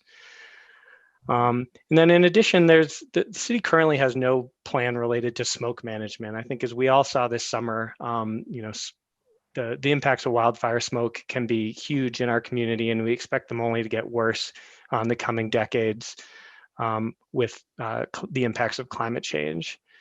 So we think we recommend adapting some sort of smoke management plan for the city over time would be an important first step. This could identify monitoring needs related to particulate matter, so the community and public health officials can have more up-to-date and granular data about the impacts of smoke on public health. Could be things such as providing public buildings with filtration opportunities for citizens in distress, as well as education around public health and tools to protect the community. And then finally, another issue that is the urban heat island. And this is a topic, again, that we expect to get more and more important as we start to feel the full impacts of climate change. The number of days over 95 degrees has almost doubled in the last 15 degrees. And we expect by in the next 15 years, we're going to see 20 days over 95 degrees a year, with over half the summer by 2050 being that hot. So a number of leading communities have really been piloting good, relatively simple strategies to try to mitigate the impacts of the urban heat island. Things such as the use of cool materials, such as roofing, tree planting, reducing the amount of impervious surfaces, and increasing energy efficiency have been shown to reduce temperatures across the urban landscape by 5 degrees or more. So as a first step, we've suggested trying to assess the impact, do a heat island assessment in the city to try to identify sort of the hot spots, the most important areas, and then over time work to develop a plan to mitigate those the risk in those areas. So again, thanks for the opportunity to present. Happy to answer any questions and appreciate the opportunity. Thanks, Justin. All right, Council, if you'll hold any questions for Justin while we hear from our next three speakers. Next, we have Kurt Brown from Open Space Board of Trustees. Hey, Kurt, where are you? Thanks, Heather. Hi there. Hi there, and hi to council. And I'm not going to go through the whole letter. I'll just try to touch on key issues. First, the board really wants to thank the open space leadership and staff for their extraordinary dedication and service this last crazy pandemic year. On top of everything else, dealing with a record increase in OSMP visitation. And then also on top of that, a record-breaking fire season. So thanks to all the contributions of staff and leadership who always kept a very positive outlook in spite of all the difficulties. The board also wants to thank council for their help this last year, particularly supporting data-driven consideration of two very difficult issues. The first being the consideration and approval of open space plan for management of irrigated lands in the presence of prairie dogs. And then the second one, supporting the board's request for consideration of further analysis of the upstream option for flood control on South Boulder Creek. And in that regard, particularly Mayor Weaver and Council Member Friend for the roles they played in guiding that effort. And then also thanks to all the additional work that utilities, staff, and leadership put in along with open space to analyze that option. So we thank you for that support. I also want to give a shout out to all the staff that helped our board do all these Zoom meetings. Without their help, I would have been completely lost. So thank you for making it manageable. In terms of key issues for 2021, I will just go through each of them quickly. Prairie dog management. This was the first year of implementing the plan on managing prairie dogs in the presence of irrigated lands. We held our first public briefing on that plan's implementation in December. I also want to note the shared learning collaborative that's emerged among many stakeholders looking jointly at the feasibility of various types of agriculture in the presence of prairie dogs. And that effort is also being supported by OSMP staff. The second item, recreation use, increases in recreation use. And I want to note there is an error in that paragraph. The doubling of visitation occurred over 20 years from 1996 to 2016, not 15. This is all about using your resources efficiently to keep your system in good repair and accommodating increases in visitation. I just want to note the great advances that open space has made in asset management and tracking and the systems for integrating the master plan priorities into the annual work planning. I think these greatly have advanced the ability of open space to be very efficient with its management resources, something that increases the need, we need to increase that efficiency every year. In terms of South Boulder Creek flood control, and as I mentioned, thank you for supporting the analysis of the upstream option. I think everyone recognizes that having two parallel processes, CU South annexation and South Boulder Creek flood control, and keeping them coordinated is going to be very challenging. I think everyone is very focused on looking ahead as much as we can and understanding when data will be available, when decisions will need to be made. I know there will continue to be close coordination between open space and this board and utilities and planning. The last one is climate change. I think open space has a very good start on soil health assessment and testing methods for improving soil health. The big issue, as we all know, a growing issue is fuel loads management, both in the forest and the grassland areas.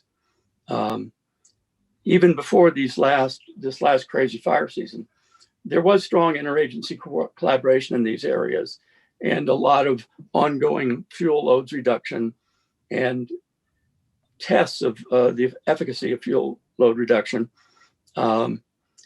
If there's one area where we could continue to see growing need for investments of the things I've mentioned, gosh, deciding how much you should invest in wildfire mitigation is sort of like asking how much we should invest in avoiding a future pandemic. So I think a lot of clever thinking will need to go into how we're going to manage that issue. Thank you. Great. Thanks, Kurt. All right, Raj, if you turn on your camera and catch council up on PRAB, if you would. Hi there. Hi.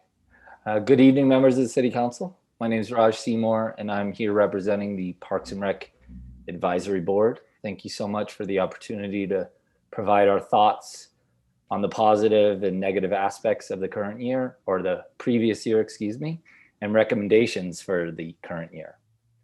In discussing what has made our board happy this year, we are really just in awe of the resilience of the Boulder Parks and Rec staff. Their ability to constantly change with the dynamic with COVID-19 and all the adjustments that were able to be made. Some things I want to highlight are establishing the COVID Recovery Center to provide shelter and help address the urgent needs of our community.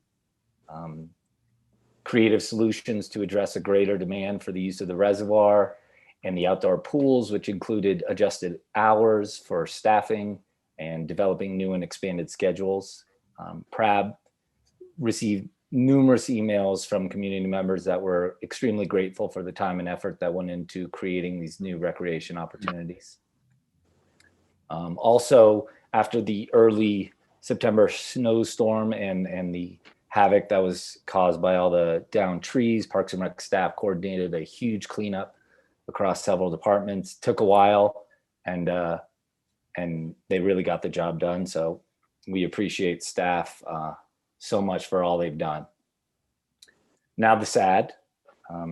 As council knows, the changing fiscal situation and resulting budget cuts have disproportionately impacted Boulder Parks and Rec Department. There's been staff reductions, programming cuts.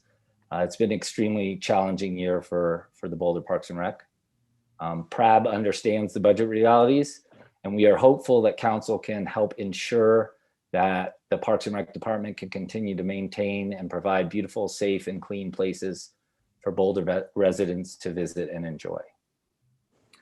Another urgent issue that concerns PRAB is the ongoing challenge and difficulty in addressing the unhoused and the impact on our city's parks and open space in particular, outdoor space, excuse me.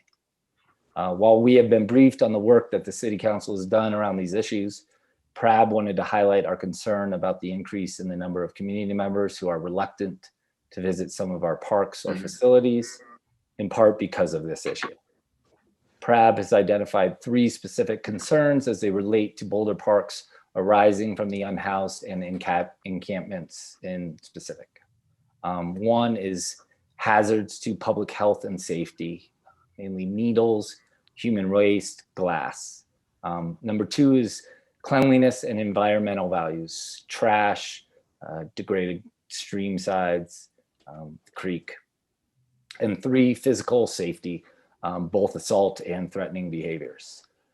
While we recognize that this issue is extremely complex and challenging, and that city's approach will take a sustained effort to make progress, it is clear from the input we have received that the current conditions are not acceptable to a broad swath of the community. All right, let's get back to the good. There are a number of things that PRAB is looking forward to in the coming year. Most importantly, properly celebrating 2 recently completed amazing projects. We're really looking forward to the full opening of Scott Carpenter Pool with the lazy rivers and the slides and the climbing walls. We were able to access the lap lanes, but really to take in the entire experience for the community will be an incredible thing to celebrate.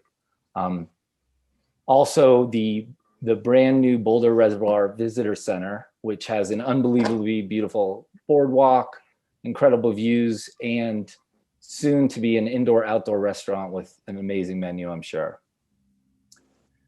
These 2 facilities will be incredible resources for Boulder residents and visitors for years to come. We are also looking forward to continuing work on the Parks and Recreation Master Plan, particularly on the issue of resilience.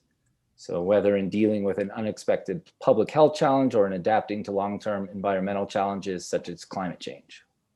And of course, We are all looking forward to seeing gatherings at our parks and open spaces and the full reopening of all the Boulder Parks and Rec facilities as soon as it's safe to do so. I would like to thank all the members of council for inviting me to represent PRAB and present this update to you. I'm happy to expand on anything or answer any questions. Thanks, Raj. All right, the last speaker in this group is Kirk from RAB. Hi, Kirk. Hi. Thank you, Council, for this opportunity to speak tonight. I think this is a better way to go than the letters in the past. The Water Resources Advisory Board has answered your questions about last year in outline form, which is shown on the screen. And you can read that for yourself, because I felt like that I should talk in general about what I have learned during my 5 years on RAB, including the 4 reasons why the water utility bill keeps going up. The Boulder Water Works is in pretty good shape in many ways compared to both local and national peers. The water rights portfolio is excellent, as is the reservoir storage volume, and all 3 water treatment plants have excess capacity. This is the result of the impressive historical legacy over the past 147 years, where the guiding principle was and remains to hand off things to our children in better shape than we found it. Recall that in 1859, a claim was staked for the Boulder City Town Company, which was recognized by the territory of Nebraska and consisted of 20 city blocks and about that many residents. Initially, the residents had to fetch their own water from Boulder Creek, irrigation ditches, and a few people had hand-dug wells. That was acceptable for about 15 years. Pollution and the need for fire suppression ultimately caused a change. Boulder Creek had become fouled with ore mill tailings from upstream, and ditches are hardly a sanitary means of water conveyance. It all came to a head in October of 1874, when council called the trustees at that time, voted to float a bond to pay for the first drinking water reservoir located uphill from Pioneer Cemetery, and leading to the formation of the first 2 city departments, water and fire. To pay for that, each parcel within the city was required to pay what we now call the water utility bills. And the amounts were, at this point, seem laughably small. For example, in 1909, a typical single-family property paid $8 per year for all the water the customer wanted. So inflation is one reason the water utility bill keeps going up. A kitchen sink with a faucet, along with a traditional outhouse, was acceptable for about 50 years until growth and public health awareness caused a change.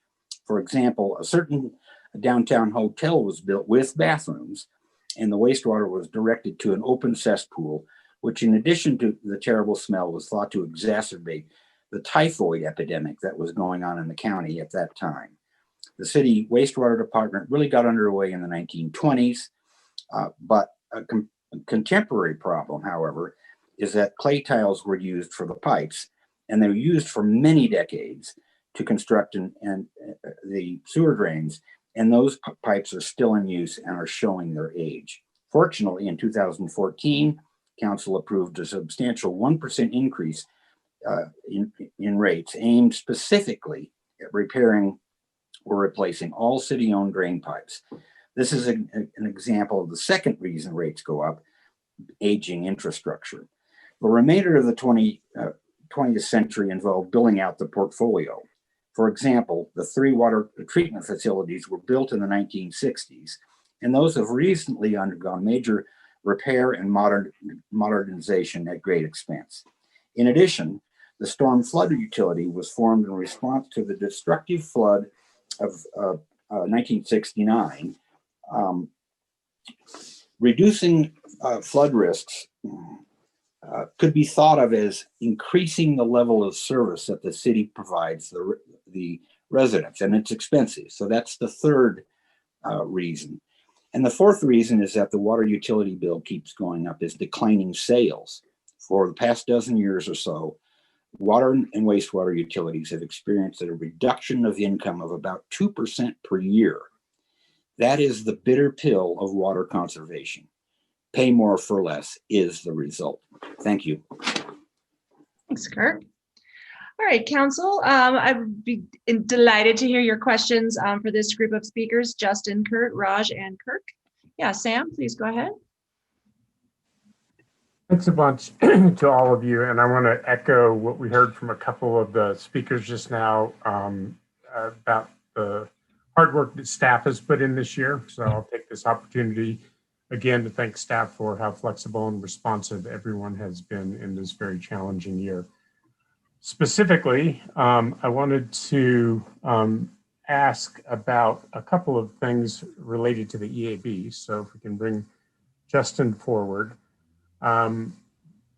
We have received a few emails, and I think we're going to hear more about building electrification in the context of San Francisco having adopted regulations that are in the future, near future, going to require new builds to not use fossil fuels.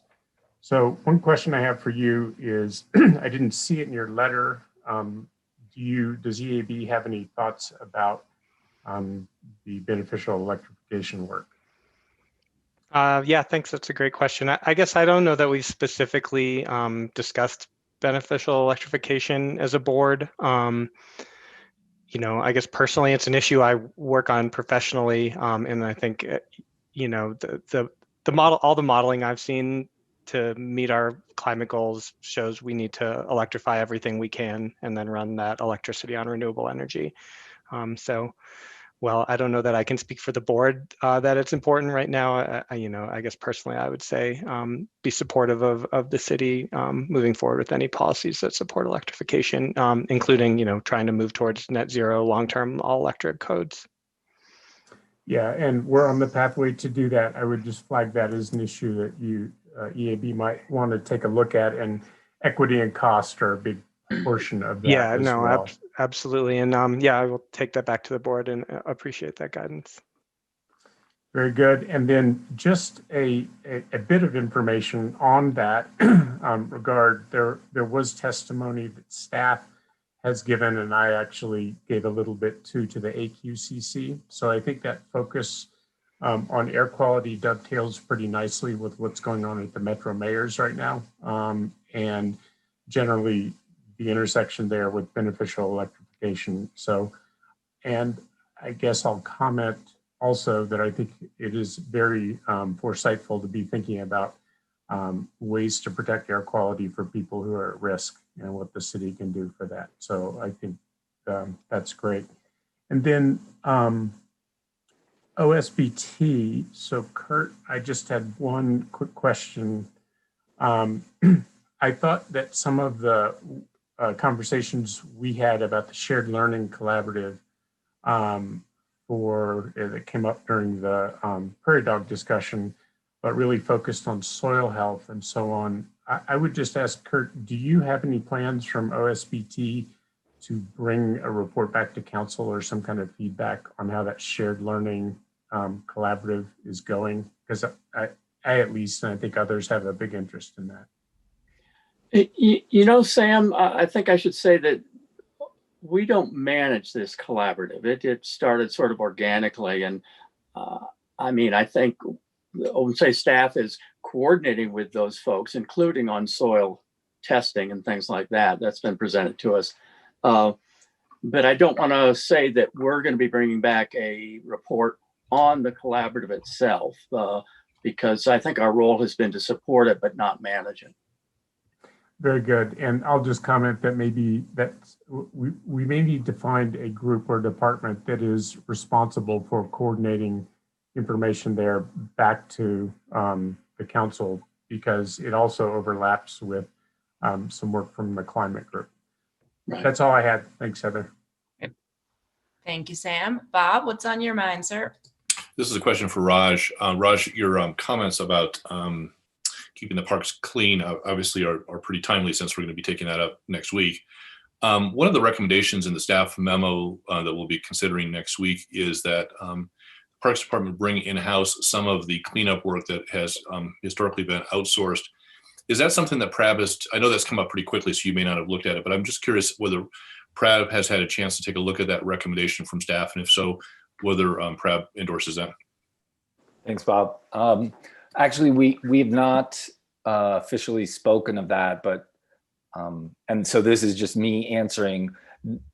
If staff were to bring that up, it would definitely be something to consider. Something that I think about when we talk about cleanup, though, is that it's not cleanup of simply trash like a normal cleanup. It would be hazardous waste. It would be needles. It would be things that there would be, frankly, more involved than just picking up trash. And so depending on funding and all that, it's definitely something we'd consider. Knowing that we haven't heard from it yet and PRAB hasn't talked, I don't really have much more to add, though. Thanks, Raj. Okay, thanks, Bob. Council, any additional questions for this group of speakers? Yep, Adam? I just want to give a quick thank you to Kirk for that very brief but very informative piece of understanding about our water. I think that goes overlooked, and thank you for your service, Kirk. Thank you. Fantastic. All right, friends, Justin, Kirk, and Raj, you are free to carry on with your evening. Appreciate your time and your contribution to our conversation. Council, we've got one more bunch in here for you. And so we're going to hear first from Harmon regarding the planning board. Harmon. Hey there. Good evening, everybody.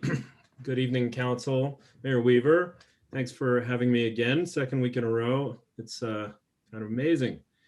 I'll just jump right in, and I guess you asked questions of the whole group at the end. So in this year's letter, we focused on the planning board's role in serving the city. And with one exception, all of our thoughts fit generally into the themes of equity and innovation. So starting with the positive equity results and trends, Planning Board noted the city's acknowledgement of social, racial, gender, and economic discrimination and inequity, particularly in dedicating a new staff position related to equity and recognizing the capital improvement program, finally, as a tool to advance equity and resilience. We need to confront and dismantle racism and other inequities, which are often codified at the local level. The successful year we have had in developing affordable housing projects was another positive equity result. And the annexation and redevelopment of the Ponderosa neighborhood, we saw as a model for increasing homeownership and for especially increasing homeownership for underserved communities. Now, turning towards innovation, positive trends, we were pleased by the work of the Use Table Subcommittee, which is bearing fruit in the form of creative ideas for expanded housing opportunities, protection of the city's industrial zones, 15-minute neighborhoods, and revitalization of neighborhood centers. We were also pleased by the East Boulder Subcommunity Plan Working Group project as an innovation. Now turning to negative equity results and trends, Planning Board noted the continuing housing affordability crisis and the need for the city to accelerate achieving affordable housing goals and developing new tools to make progress. The board is also looking for new tools to advance environmental, climate action, and equity goals. Turning to negatives related to innovation, we noted that the land use code update's been slower than we'd hoped and needs more innovative ideas to expand housing options, encourage walkable neighborhoods, incentivize community benefits, and encourage vibrant neighborhood centers. We were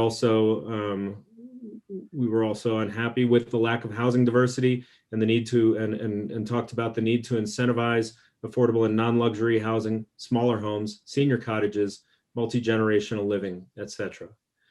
Now, one negative that stands out and is generally outside of this equity and innovation framework or lens that we created for the letter is staff morale. And we agreed that we need to improve the work environment, support and appreciate staff more, and create an outstanding work environment to attract and retain talent to the city. Finally, we dealt with the question of the city's planning priorities for 2021. The equity priorities are an ordinance requiring notification of all residents and businesses, not just the property owners, of nearby proposed projects. I think Planning Board's been mentioning this in our letter for several years now. To prioritize the capital improvement program procurement of goods and services from local, minority-owned, women-owned, and disadvantaged business enterprises in the name of resilience and equity and sustainability for our city and its community. To moderate the current trend towards upscale housing and encourage development of affordable for-sale housing. To protect industrial land and zoning in the name of increasing the city's sustainability and resilience. And to tackle the affordable commercial space discussion in light of the community benefits program. And we heard about affordable open space in last week's council hearing. The innovation priorities are to complete the use table and the code updates, to foment the positive land use impacts that I've mentioned before, to prioritize a neighborhood infill project as provided in the comp plan, and to use area and or sub-community planning to cultivate community engagement and coherent planning, particularly in the 3 neighborhoods of East Boulder, Gun Barrel, and the Diagonal Plaza. Thank you. Thanks, Harmon. Again, council, save your questions. We have a couple more speakers in this group. Next, we have John Decker from the Landmarks Board.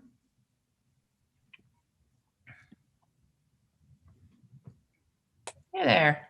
Unmuted. Right.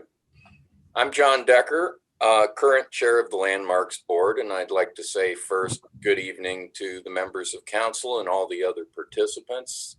We appreciate the opportunity to make this presentation.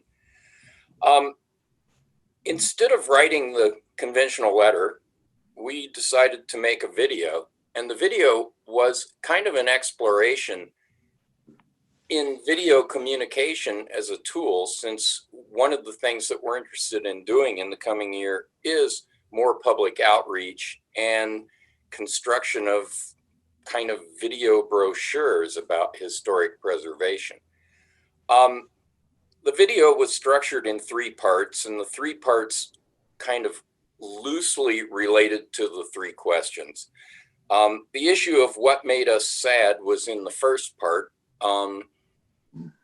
Abby talked about the things, the loss of human connection and direct human contact in our work. We're a very interactive board, collegial, and we like to be involved with the projects that we review and interactively resolve some of the problems as they occur. However, we were able to manage and maintain our workload, and a lot of that thanks goes to the city staff and the way the city orchestrated digital process. In the second part, we answered the question of things that made us happy. We had quite a few successes last year, or at least what we consider successes, successful preservation actions. And the tea house was kind of the capstone. It was an interesting one because of the challenge of protecting the interiors as well as the rest of the building and site. And then the third part, Ronnie addressed the issue. He addressed the issue of our coming year, and the thing we're really excited about. We've come into the time where mid-century modern types of architecture are in our purview. And so we are excited about the idea of developing guidelines for mid-century preservation and appropriate, I guess, adjustment and use of these buildings as time goes on. And we'll be hopefully engaging with council in this process. There's 3 other things I wanted to mention quickly that were not included in the video and may have been included in our written letter. These are issues that we kind of cross-section with or cut across in our work. In the context of historic preservation, we encounter quite a bit of demolition and the process of change. We also are encountering issues associated with sustainability and resilience of buildings in the context of historic structures. And then we are encountering a lot of issues with energy performance, energy upgrades, and so on. And those are all things that we think need more global address at the council level, but also with some specific focus on how they affect historic preservation and how historic buildings can accommodate the types of change and adaptive reuse that are necessary. And just one final point is it's kind of interesting to be almost last in this process because I get to see what all the other boards are doing and the work, the breadth of work that happens in this city. And it's a great opportunity. So thanks. Thank you, John. All right, last but in no way least is Lindsay representing the Human Relations Committee. Thank you. And thank you for having me. Appreciate your time and your work.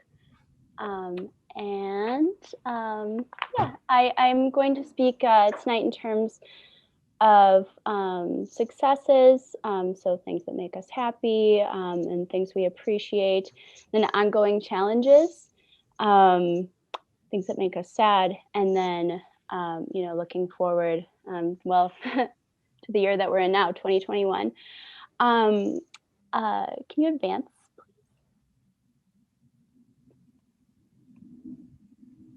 Thank you.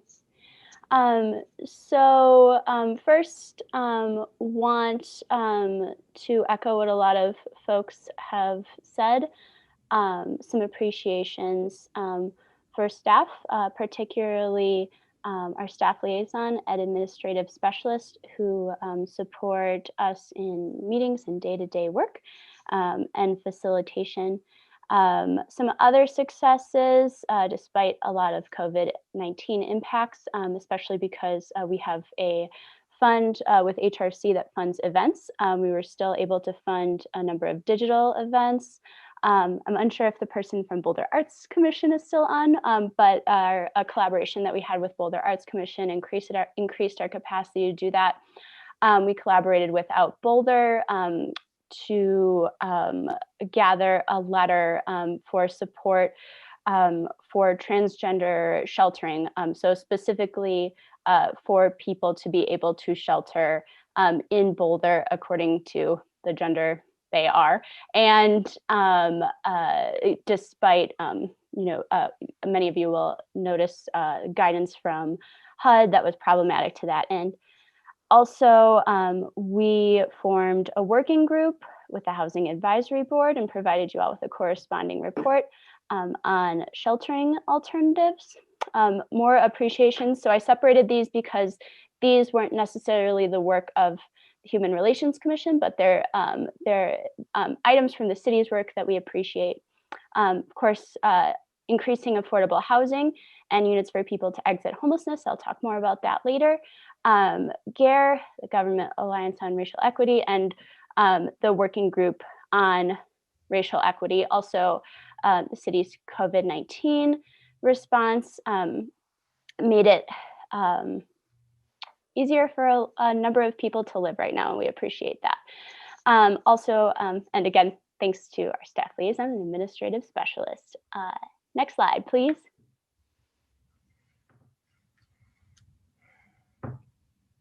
So some ongoing challenges, we have corresponded about this already.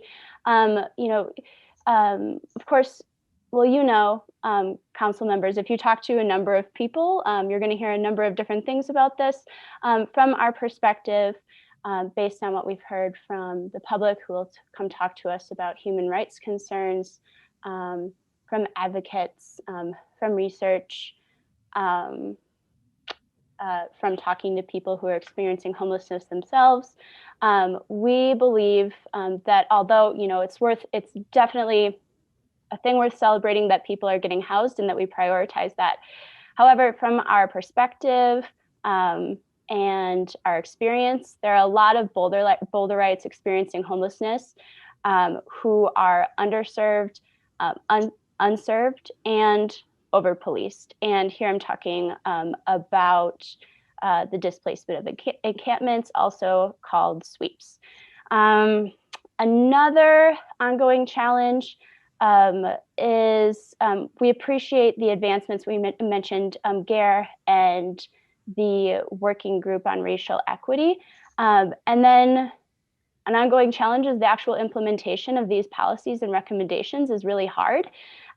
Meaningful policy change is, I think, unfortunately, you all already know and have probably experienced, is going to be unpopular when we come to find out that a lot of our policies and practices in housing, in land use management, in policing is actually racially inequitable, which is the case, you know, and what are we going to do about that in 2021?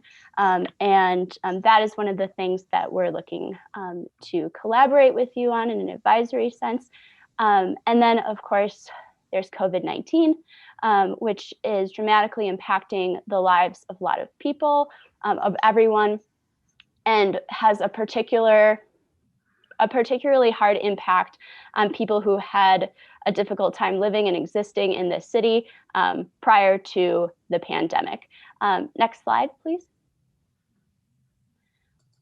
So in 2021, we look forward to, you know, like in many ways, continuing the work that we were already doing, representing the human rights concerns brought to us by the public.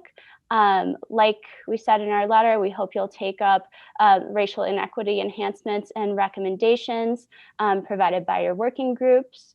And then also a number of homelessness policy reforms that we mentioned in our letter. And then we'll also be working on our own work plan separate from that. And I believe I'm about out of time. So I just want to thank you again for your time and happy to answer any questions. Thanks, Lindsay. All right, Council, I'm happy to entertain your questions now for this last group of speakers, Harmon, John, and Lindsay. Any questions? Yeah, Junie, please go ahead.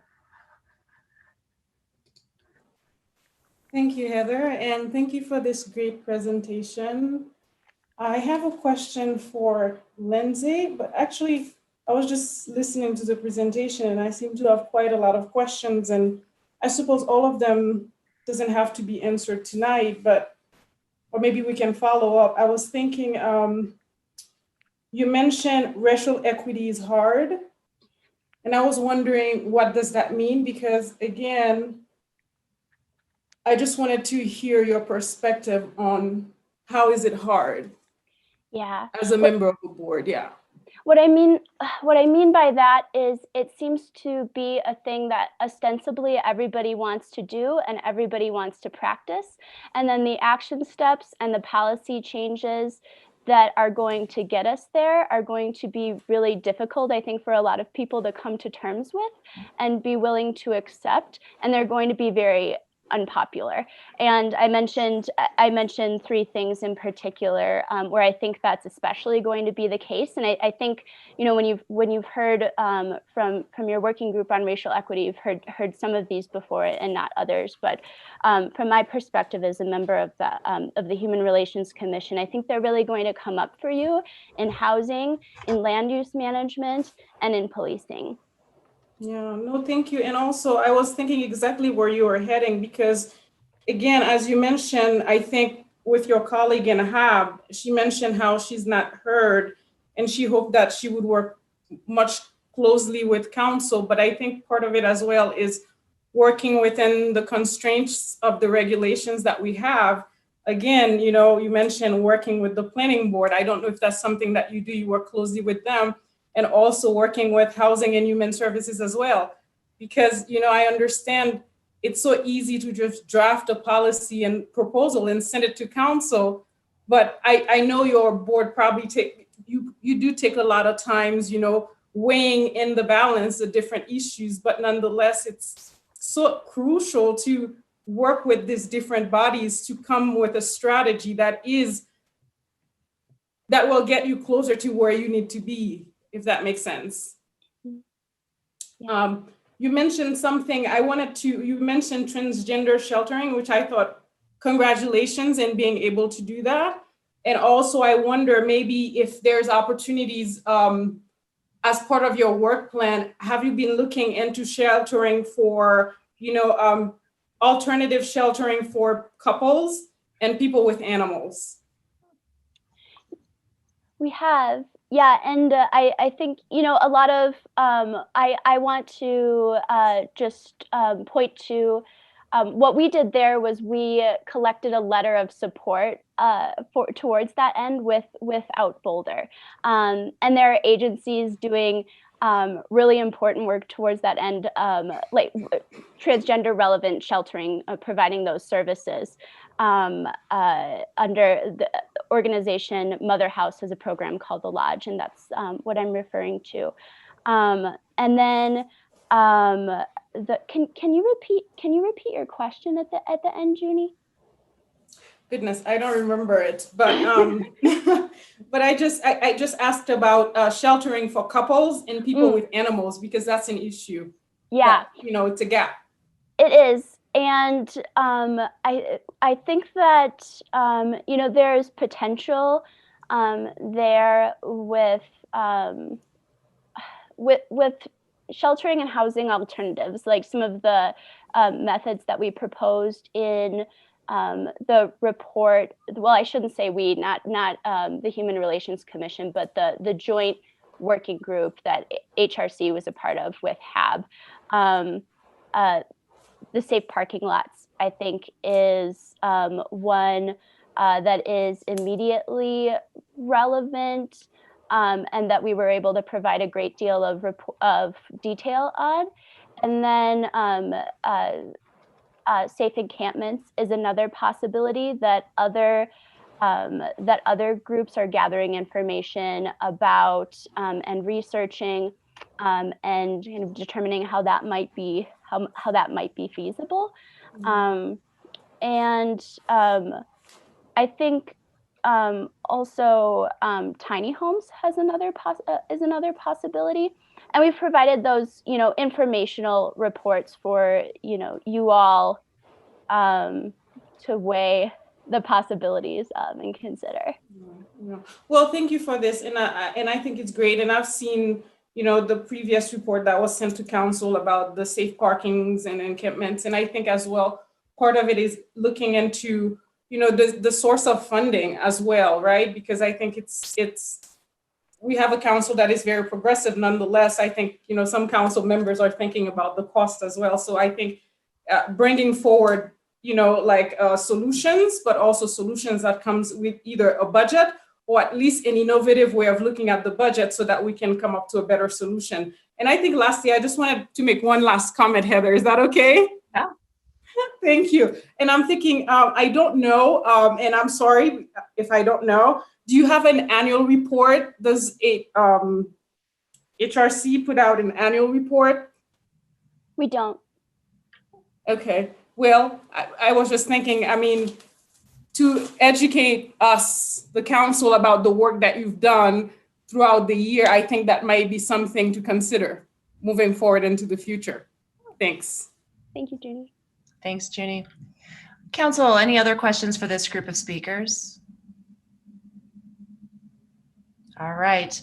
So our thanks, Lindsay, to you and to John and Harmon for your presentations on behalf of your boards and commissions, and to all the speakers tonight who brought this much more dynamic conversation with council, with the boards and commissions. Fantastic information. Council, of course, your job is to be mindful of what you've heard today and bring any thoughts that you have related to these ideas to our conversation on January 23rd. So you might want to make some notes so you don't lose all the juicy bits that came out of tonight. The remaining items on our agenda are, council, for you to check in a little bit on your council committee appointments, and then do a check-in on our council homework, and then we're going to hear from staff on the work plan. Do you want to take 10 and stretch your legs before we jump into those last things? I see nodding, a little bit nodding. Fantastic. Great. So it is 8:07. If you could come back as close to 8:15 as you can, and then I know how you are. We'll round up to 8:17. I see you. But let's try for 8:15 so we can stay on target and not keep the residents up all too very late, because we do have staff coming here at the end. So great start to our retreat before the retreat, and go stretch your legs and freshen your snacks. See you in a minute. Heather, I'm going to jump in briefly.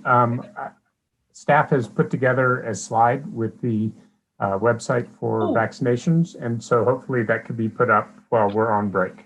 Perfect. Thanks to staff for reacting quickly to that request. And thank you, Heather. Awesome. There it is. Fantastic. Great. See you in a minute.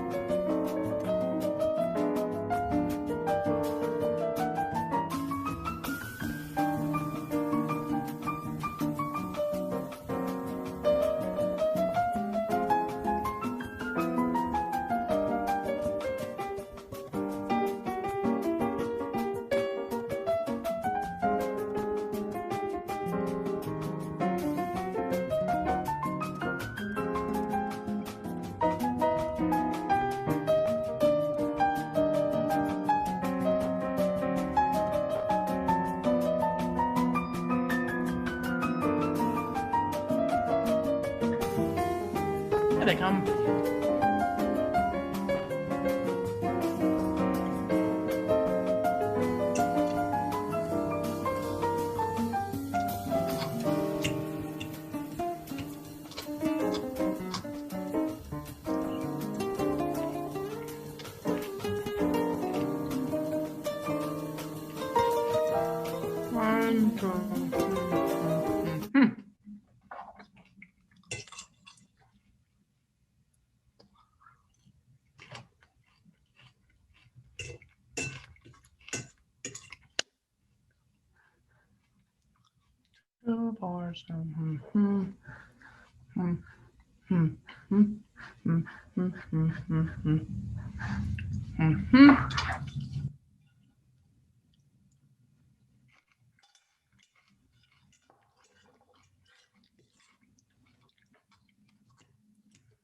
All right.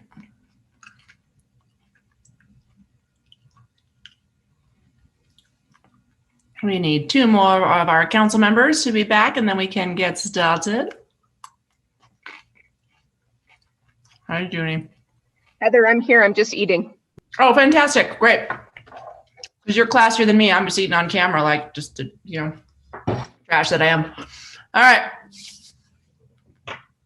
Council, we got things.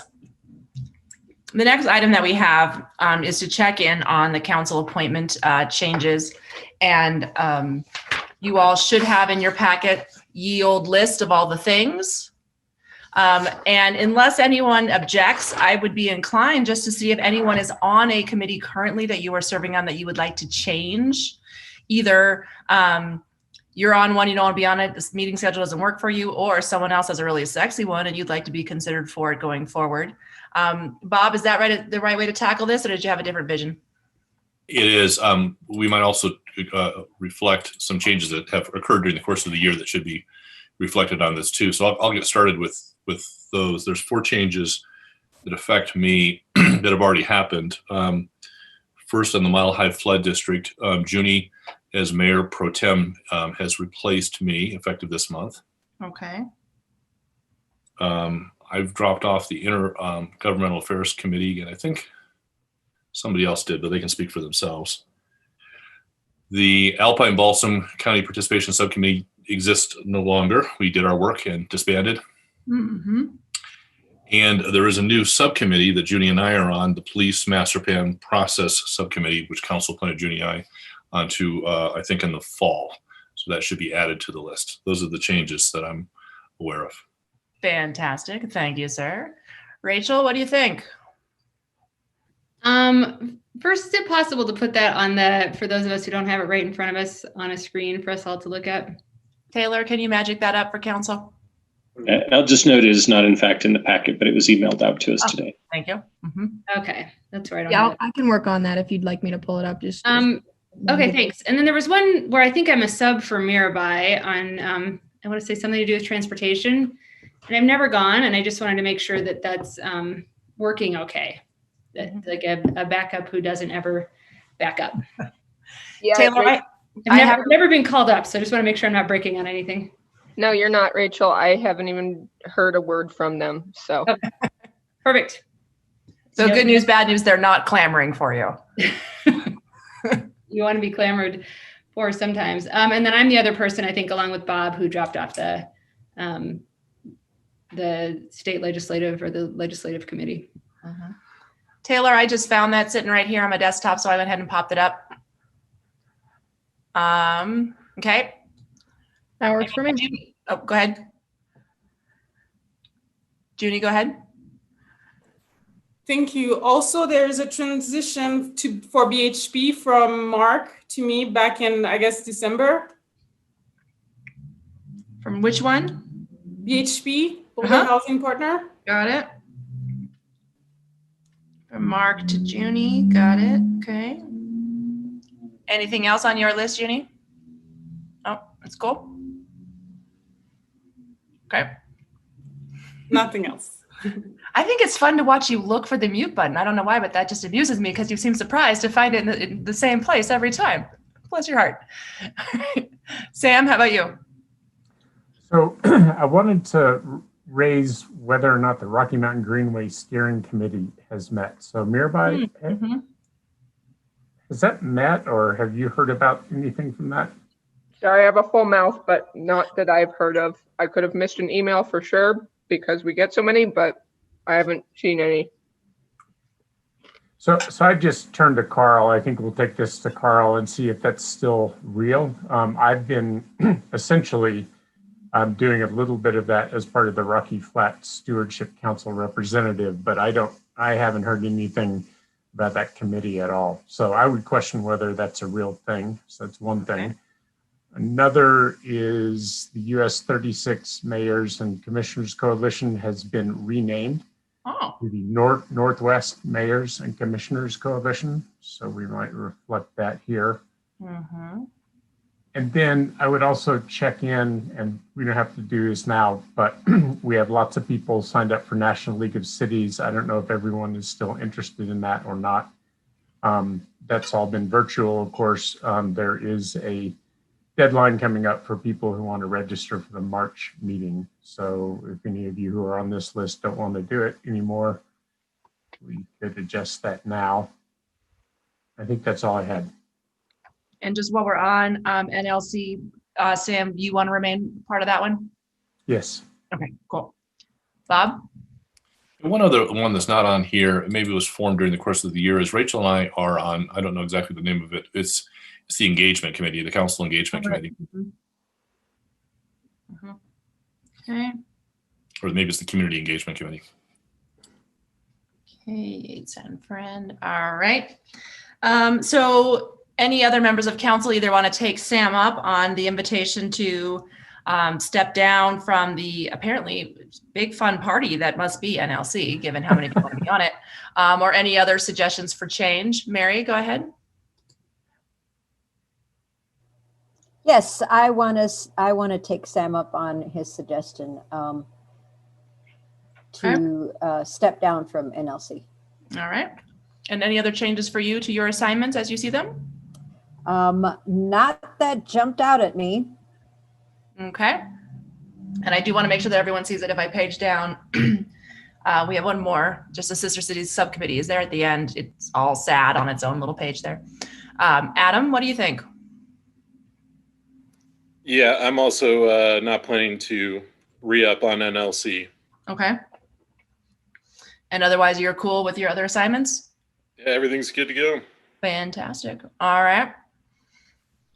Council, any other changes, suggestions, surrenders of the committee assignments? Sam? Super small item. Mark is shown under Wallach under the Financial Strategy Committee with the term to 12 of 22. I hope Mark runs again and gets reelected, but that is past the end of the current cycle. So I don't know if we want to say anything about that. Mark, do you have any thoughts? Can I be reelected by acclamation? That would be easy, wouldn't it? Yeah, well, that's what Trump wants. I really don't care how we characterize it. I am good to go. I just wanted to flag it. I don't care either. Just a heads up that goes beyond the end of your current council term. Okay. No, I understand that. We shall see what the year brings. That's it. Let's take that up next year and see if we need to make any change at all. I'll just also throw in there that I don't want to speak for Mary, but I believe Mary has said publicly that she's going to be departing us at the end of this year. We might need somebody to think about joining the retreat committee. And I'm happy to be replaced on the retreat committee too, so I don't want to presume that I'm going to stay on it, but we need at least one person, maybe two. And it's really fun. We laugh. It's a very joyful committee, I'm just saying. Mary? It is a joyful committee. Yeah, thanks for bringing that up, Bob, and which raises the Colorado Chautauqua Association. Yeah, so we'll need a replacement.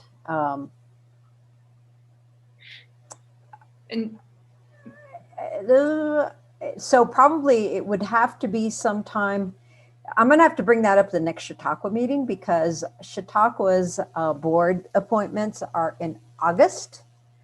And so there would be a lag of a couple months if somebody doesn't get appointed until January of 2022. So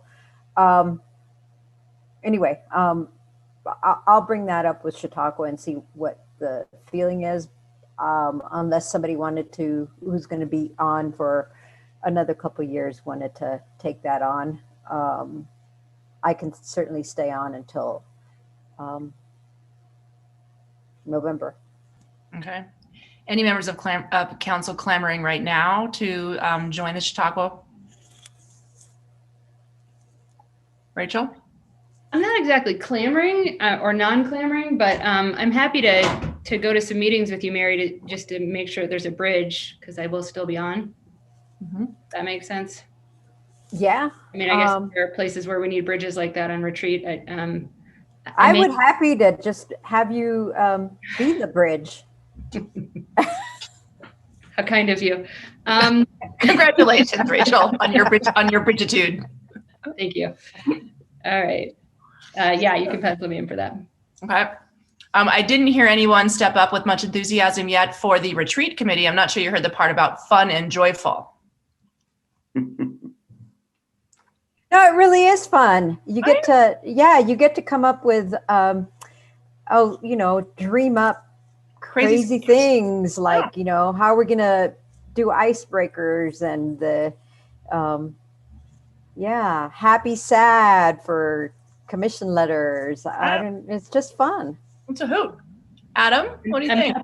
Oh, go ahead, Adam. I would love to volunteer, but I think it kind of has to be someone who's guaranteed to be here. So we might have to lean on our, for sure, tenured council members. Maybe we could put Adam on the maybe list, pending. I'll do it, and then Adam can have it if he is here. How's that sound? Okay, so Rachel, unless Adam continues on, in which case Adam. Fantastic. All right. Yeah, I'm fine if I continue for sure. Awesome. It was the fun that got you, right, Adam? It's the fun. It's the talk of the fun. No, I hate fun. That's not what I want at all. Oh, okay. Well, we'll talk about that after class too. Anybody else?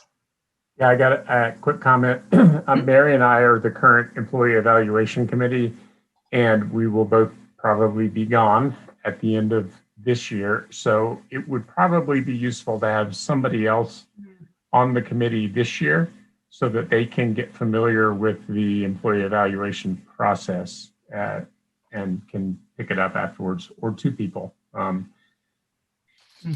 was going to raise my hand for that. Bob, okay. Okay, super. That's great. Anybody else? All right.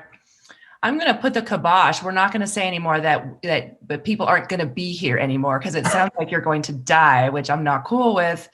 So you will not be on council anymore. I hear that. Aaron, did you want to jump in on that one?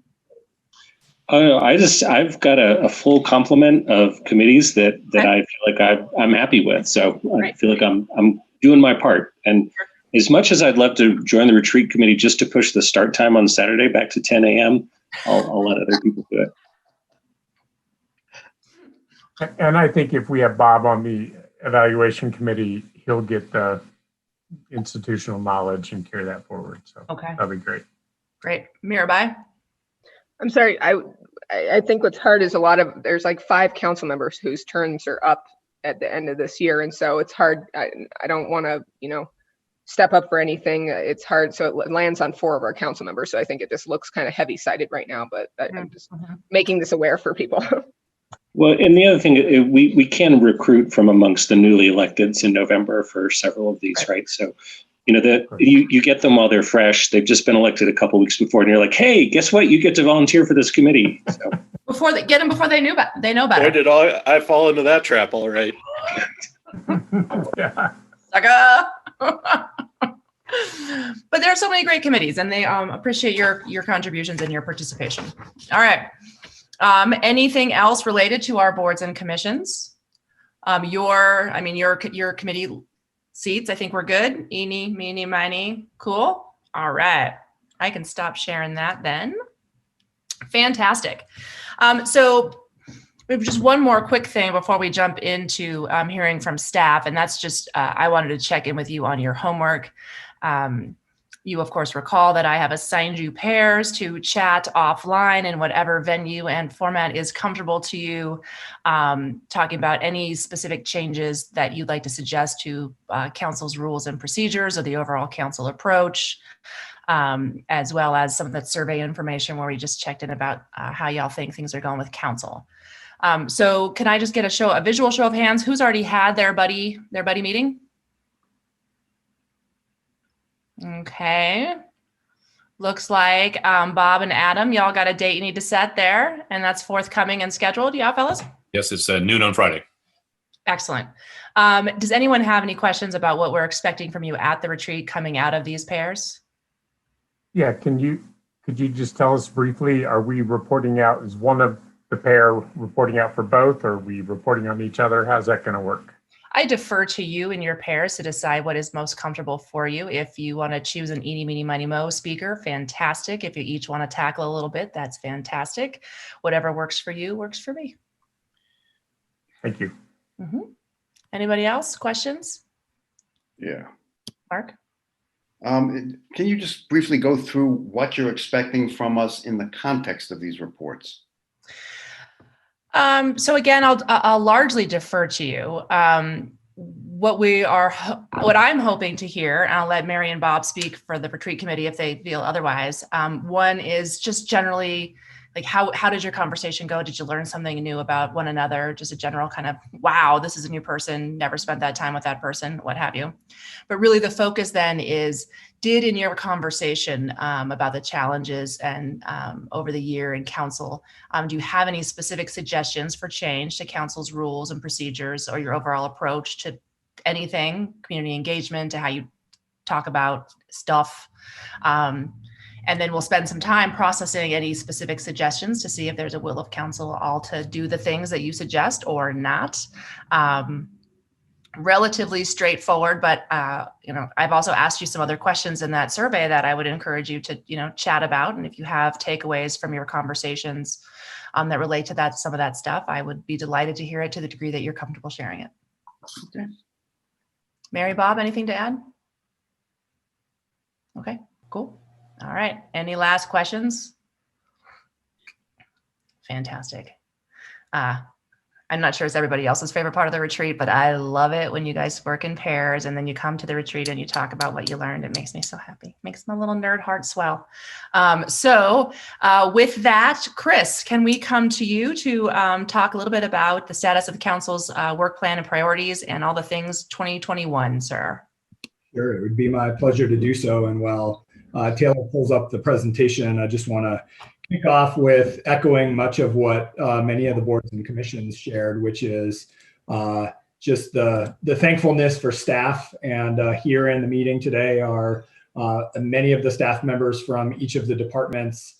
So if there are some key quick questions that come up, we can answer those. But I'm going to go through the presentation covering council's priorities, key actions, and what we anticipate also coming forward on the 2021 work plan.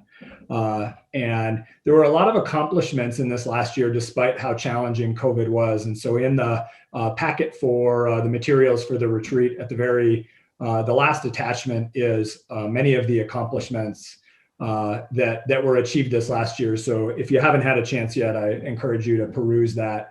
It's a good reminder of, despite how challenging the year was, some of the amazing things that happened. So what we'd like to cover tonight, again, is recapping council's major priorities for this 2-year time period, and then checking in on the status of the key council actions that were identified. And then I will walk through the top 3 to 5 priorities for each department, as well as each department's capacity for this coming year. So as you can see here on this slide, These are the council major priorities that council identified as a part of the retreat last year and are for the 2020 to 2021 timeframe. So this is our midterm check-in on these major priorities. And I'm going to walk through each of the key council actions that were identified as a part of these priorities. And this was a little bit more detail than council has gone into in the past in terms of the key actions. And so my hope is that this will be helpful in kind of tracking where we are in our progress. So jumping right in, related to the priority around advancing racial equity, the key action that council identified was to adopt the racial equity plan. That work is on track and scheduled for adoption in this quarter of this year, quarter one. The second priority here, actually, we have retitled based on the outcome of the election and the new Xcel Energy partnership. This used to be the Boulder Electric Utility development priority. And so the key action is launching the partnership, which is currently on track. I put quarter one to quarter two here, just in terms of the launching period of the partnership. But obviously that work will continue for many years to come. The next is the Climate Mobilization Action Plan. This is one of the actions that was impacted heavily by COVID and is now scheduled for consideration closer to quarter two of, actually that should have said 2022, I think, if I got that time frame right, not 2021, that's my typo. The next is community benefits and phase two of that work. That work is on track and scheduled for adoption in quarter two. The next is the East Boulder Sub-Community Plan, and that work is on track and scheduled for the plan coming forward in quarter three of this year. Next is the Financial Strategy Study Committee, with the key action being to launch that committee, and that work is complete. Around homelessness, the key action that council identified, we're proposing just a small rewording around that related to both evaluating and enhancing services. And that work is on track, and we have a conversation around encampment scheduled for next Tuesday. Related to housing, there were two key actions that were identified related to housing. The first is to adopt ordinances related to the manufactured housing strategy. We do have some proposed language on that to modify. We also, this is on track, scheduled for adoption here in this first quarter of this year. The second action was to bring forward the middle income down payment assistance program that was approved by the voters. That work was put on hold due to COVID, and so it's been removed from a key action for this time period. The next is police oversight, with the key action being to implement the police oversight model, and that is on track with the panel being scheduled for final appointments here in this first quarter of this year. The next is related to South Boulder Creek flood mitigation and CU South, with two key actions that were identified. First, related to the annexation framework, and second, related to the flood protection and flood mitigation. Both of those are on track. The use tables and standards project, the key action being adopting the second phase of that work. That work is slightly off track based on our original time schedule and is now looking like quarter three or quarter four due to delays due to COVID. And last but not least is Vision Zero, with the key action that council identified to review the residential speed limit. And of course, that work is complete. So next I want to, actually before I go to that, there is one item that you'll see in the packet that we are recommending as staff, which is to add one key council priority, which is COVID response and recovery. I think that is informally become a priority, obviously. So we believe that it'd be helpful to go ahead and add that as an official priority for this coming year as we continue to work through the pandemic.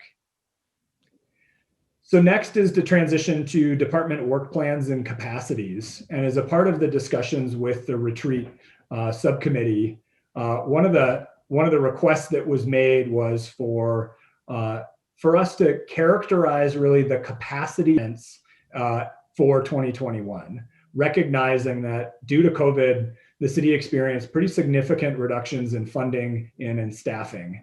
So we've characterized that in kind of a red, yellow, green in terms of no availability, in terms of capacity, limited availability if it's yellow, or if we believe in that department, there is some availability, it's green.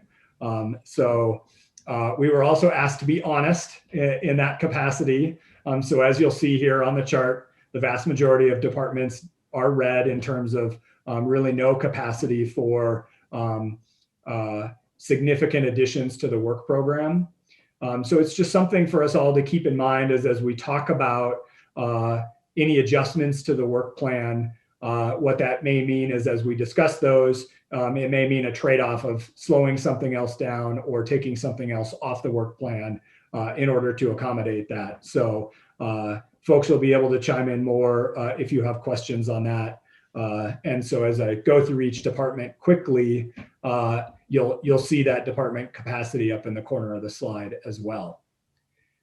So if it works for council, I'll go ahead and kind of run through the top priorities in each department. And as I think Adam was the one who maybe daylighted this, some of the items that you heard from boards and commissions, you'll see on these slides here as I walk through them.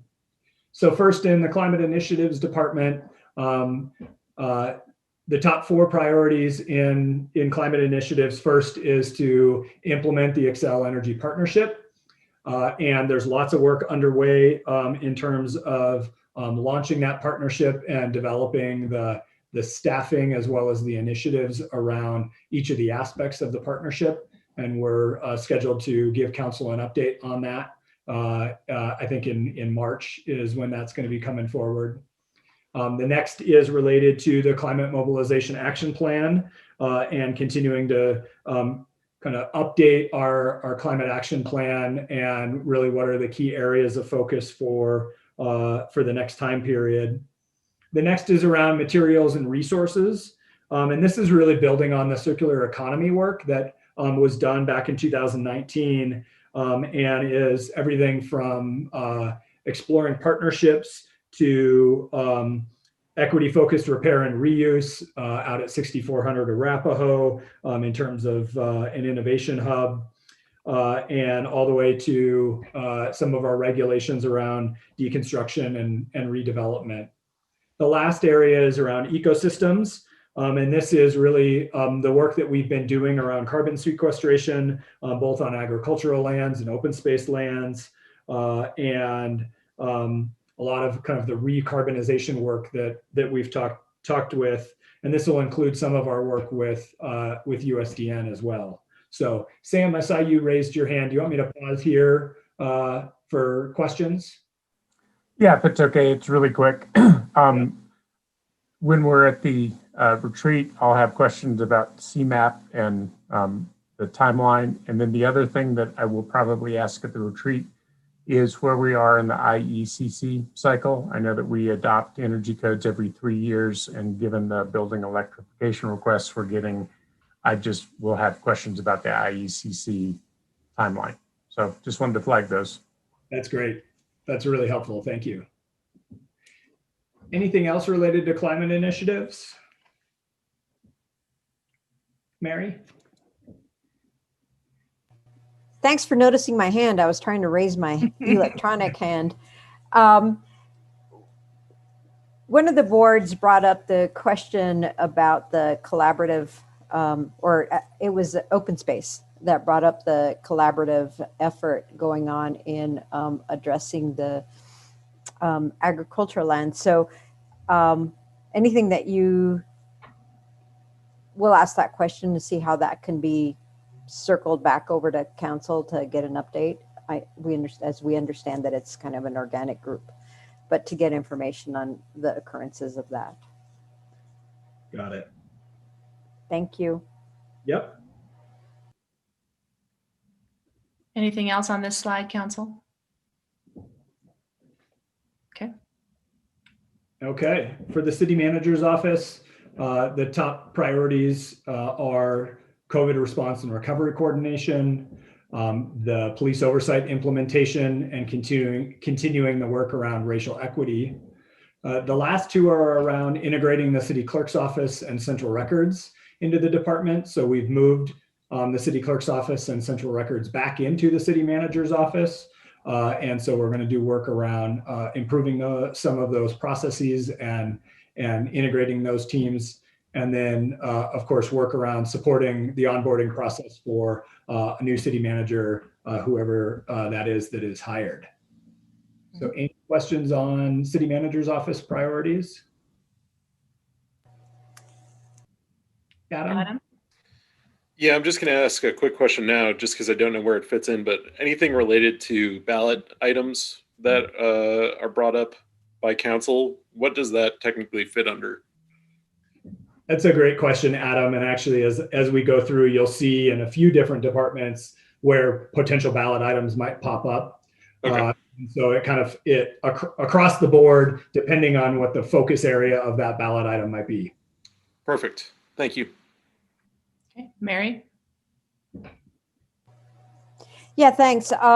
One thing that came up with some of the boards in their letters was, and I've had conversations with other council members as well on this, is onboarding of boards and commissions.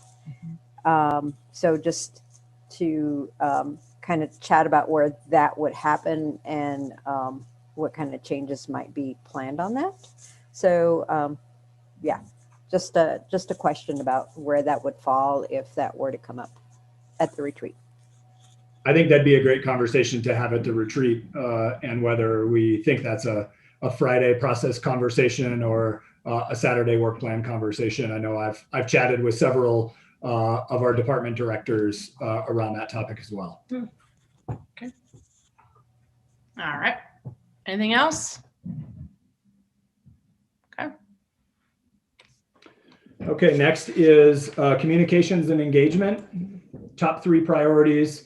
Obviously, continuing support related to COVID-related messaging and partnership, and also what that really means from a post-COVID engagement standpoint. The second is around increased support for inclusive and bilingual communication and engagement.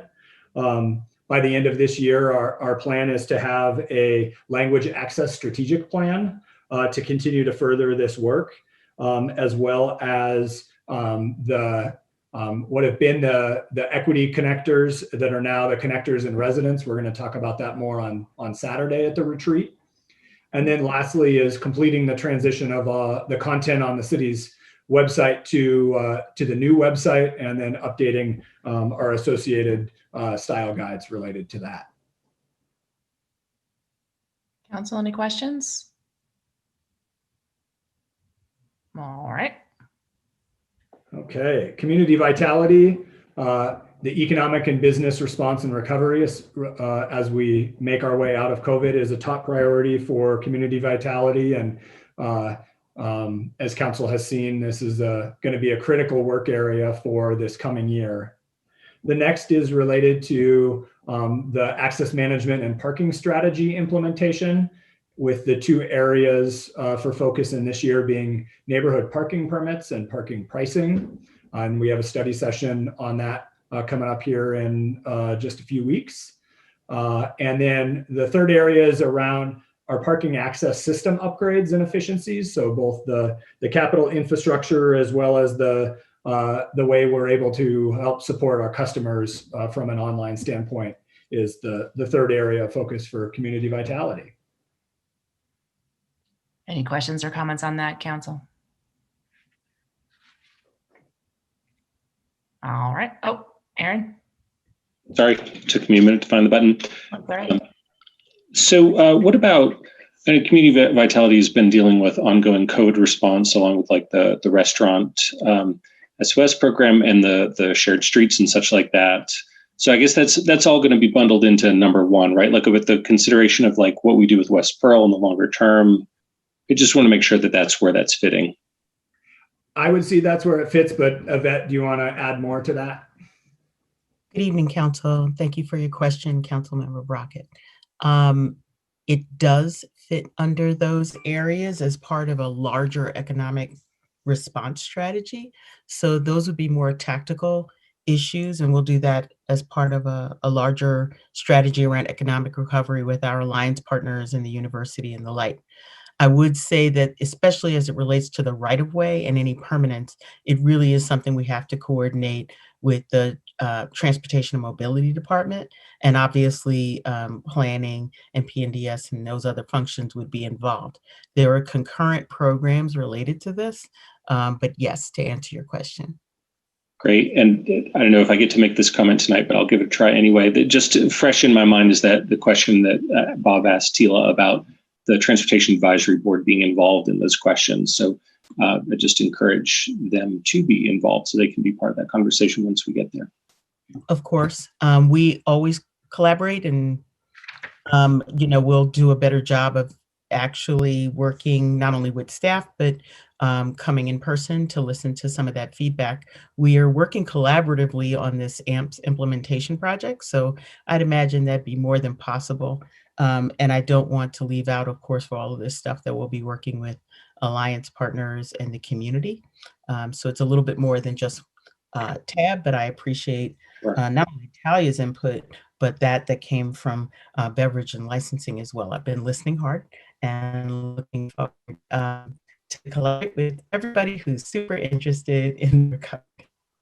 Thanks so much, Yvette. Thanks, Yvette. Thank you. Councilor. Oh, I did want to say one. Go ahead. I'm sorry, Heather. I want to say one thing about the current program as it exists. And council should expect to hear from an internal staff meeting before retreat. Mm-hmm. Okay, fantastic. Thank you. All right. I don't see any other questions or comments from council on community vitality. Let's proceed. Okay. The Facilities and Fleet Department, the top 3 priorities. First is Alpine Balsam implementation and continuing the work there, implementing the area plan. We've got an update scheduled for the study session on the 26th. The next is the Facilities Master Plan and continuing to move forward on our first ever Facilities Master Plan, comprehensive across all of our different facilities. And I think our experience through COVID is going to critically inform the way that we approach our Facilities Master Plan, which really feeds into the third priority, which is shown here under Facilities and Fleet, but really actually touches across every department in the city, which is what we're calling workplace transformation, which is recognizing that as we come out of COVID and folks start to return to working in person, the way we do that is going to look very different than the way it did before COVID. And adopting a more hybrid approach to our working environment. As council is aware, we have terminated the lease on some of our office space. And so the way that staff work in person for those that are currently remote will look different. And the way that our in-person workers are supported, that's part of the transformation work that we're underway on. And part of that will include physical changes to some of our workspaces for our employees. And so that'll be a big work effort for our Facilities and Fleet Department, preparing for when we get to actually start to return in person. So those are the top priorities for Facilities and Fleet. Mary, question? Yes, I do. Thank you. Chris, on the Facilities Master Plan, will that come to council at any point? It will, and I'll welcome Joanna Korean, our Director of Facilities and Fleet, to add more.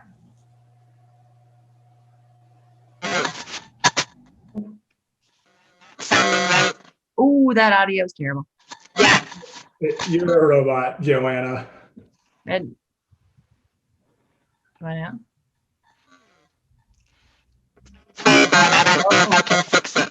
No. Oh, that's like soul crushing audio, Joanna. It's terrible.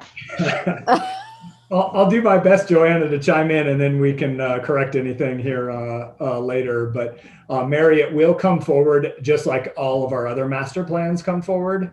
And we started to kind of scope how that would look. And if council will recall, we did kind of a quick deep dive as it relates to the facilities at Alpine Balsam, and now we've stepped back to the broader view. And so that project, obviously due to COVID, we've slowed down a little bit, but we'll be re-engaging on that work, and we'll be updating council. And I just don't remember exactly what the timeline is for that next checkpoint. Howdy do, Joanna. Thumbs up. Fantastic. Oh no, please. Oh, Thank you. Thank you. Thank you for trying, Joanna. It's nice to see you. Council, anything else on facilities and fleet? Fantastic. All right, carry on. Okay. Next is finance, and top 5 priorities within finance for this next year. The first is implementing our budgeting for resilience for both this current year's budget, as well as further integrating that into the 2022 budget development process. And so we've given council an update on kind of that broad framework, and now it's time to move that broad framework actually into our budgeting process. The next is around the ballot initiative known as No Eviction Without Representation, and the new tax that's related to that, and creating the mechanisms for that tax collection as a new tax. The next is, you'll see this in 3 different departments, is the Workday implementation, which is our HR and payroll software. This is also known for those as a human resource information system, or HRIS. This is a software system that will support all of our HR and payroll processes. So it's a really big implementation, and something that will vastly improve our ability to support our employees from a HR standpoint. So you'll see that as a priority in several departments. The next is related to developing an underserved business program for procurement. So actually, the planning board chair, Harman Zuckerman, mentioned this in their letter. So this is work that is underway, that was recommended as a part of our purchasing initiatives, and we've reached the point of getting ready to implement this to help support some of our underserved businesses that are in the community. And then the last is the capital tax renewal, or the community culture safety tax. And so that'll be coming forward for a check-in, and the Financial Strategy Committee has been working on this potential tax renewal. Sam? Yeah, thanks, Chris. Under finance at the retreat, I think it might be worth touching on, like you have a tax renewal here. I know that we'll be talking about library district, and then I think Junie hinted at the possibility of discussions regarding how to fund human services that may be asked for from the community. So the question will be, is there a plan to look at revenue and how we can best collect that revenue? I assume that the Finance Committee would be a place to start that conversation. But one other question that I'll have is, we do everything based on sales tax with a little bit of property tax. And are there structural barriers to having a conversation around the balance between property and sales tax? So you don't have to answer it here, but when we're at the retreat, that will be a subject that I want to at least touch on and hear a response to. Great. Mark, how about you? Yeah, Chris, with respect to the newer tax collection, we've had some previous discussion about being able to advance funds for rental assistance and eviction prevention support in advance of tax collection. Will that be looked at in the context of this item? Yeah, and we actually have an update scheduled for council on this initiative for the January 26th study session, where we're going to be able to share more of those details of how we're being able to launch things before we have the tax collection fully implemented. Okay, thanks, Chris. Mm-hmm. And Adam? Yeah, I'm just going to follow up, Sam.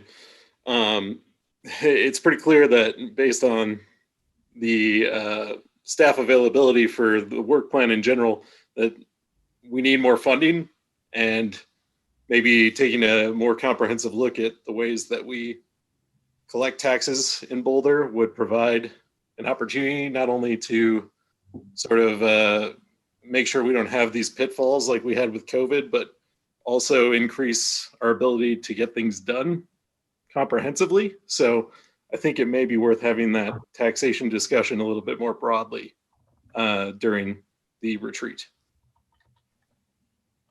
Great. Great. And if I could just colloquy, obviously I agree. I don't know how much we'll be able to get decided at the retreat, right? But for sure, framing it up to go to the finance committee. And then, I just wanted to state while we're on newer, that one update that we got, may as well just say it here, from Tom Carr, was that at the first eviction court hearings that have occurred since the, I guess the courts reopened, that the city was able to provide attorneys to represent tenants. So I just wanted to say that because work has already started on that, and I only know about it because it came up at CAC. But I think that's good news, and I'm sure we'll hear more about it on the 26th, right, Chris? Yeah, Tom, anything you want to add at this point? Yeah, I should say that it went beyond attorneys. We had other city staff there who provided help with rental assistance, mediation. There were 8 people on the calendar, and they provided assistance to all of them, I believe. Nice. Cool. Oh, that's phenomenal. Yeah. Goodness. Tremendous staff work from the HHS department. All right, Chris, I think you can carry on. Okay. Moving on to fire rescue, the first area for priorities for next year is related to advanced life support and patient transport. Our contract is up for a rebid in that area, and this will continue to build on the conversation that we had as a part of the fire rescue master plan. The next is related to our regional response agreements for specialized response. As council probably will recall, for some of the more specialized response, there's regional teams, so things like water rescue or technical rescue or wildfire, and continuing to work on those regional agreements. The third area is around home wildfire assessments. Our wildland team has continued to do work, and they have a goal for this year of at least 10% of the homes that are in the wildland urban interface have a detailed home assessment related to strategies around wildfire risk reduction. The fourth area is related to Fire Station 3, which council just saw the concept plan consideration for, so that will continue to proceed forward this year.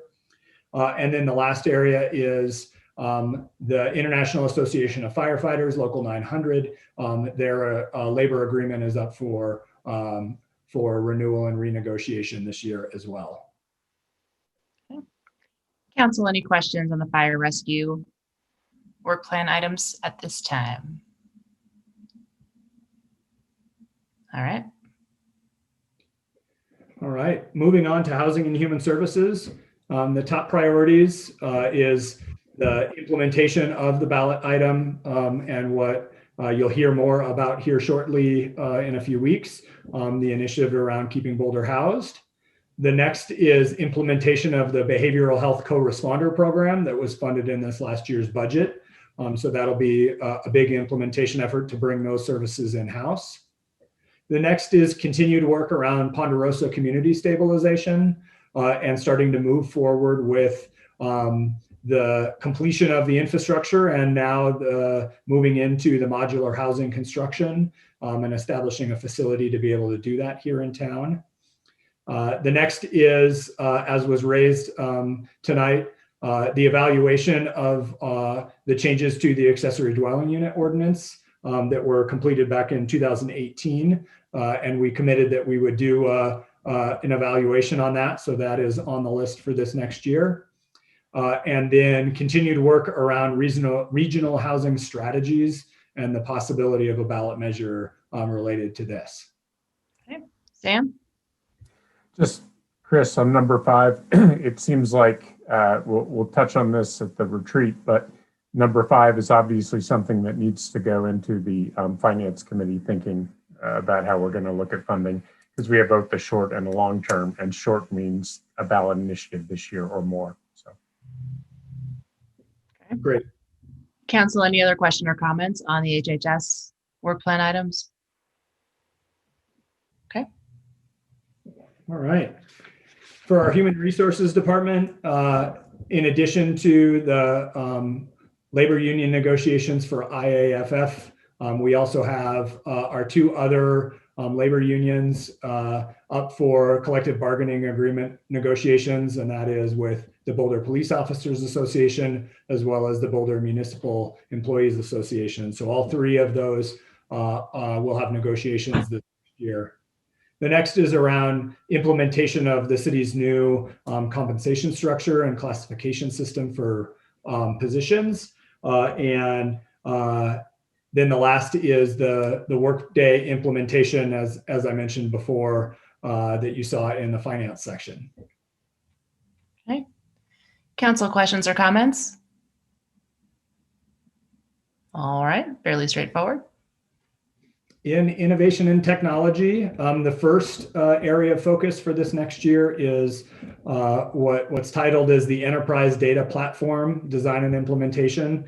And what this really is around a citywide data warehouse, as well as kind of data management standards. And so this is some of the foundational work as we continue to increase and accelerate much of our data work. We've reached the point where we now need to kind of move into the next level of data support.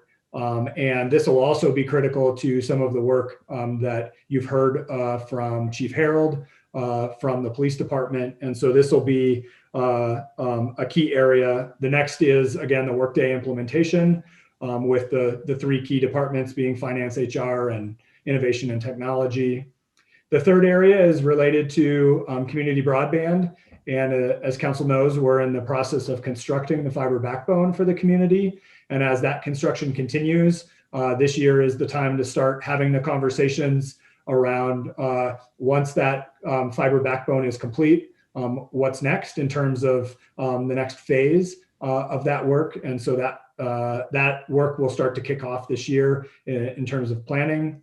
And then the last is around the continued transition of many of the applications that the city has, as well as file storage from being on-premise storage to transitioning to the cloud. So that's, while not maybe exciting, is part of that key,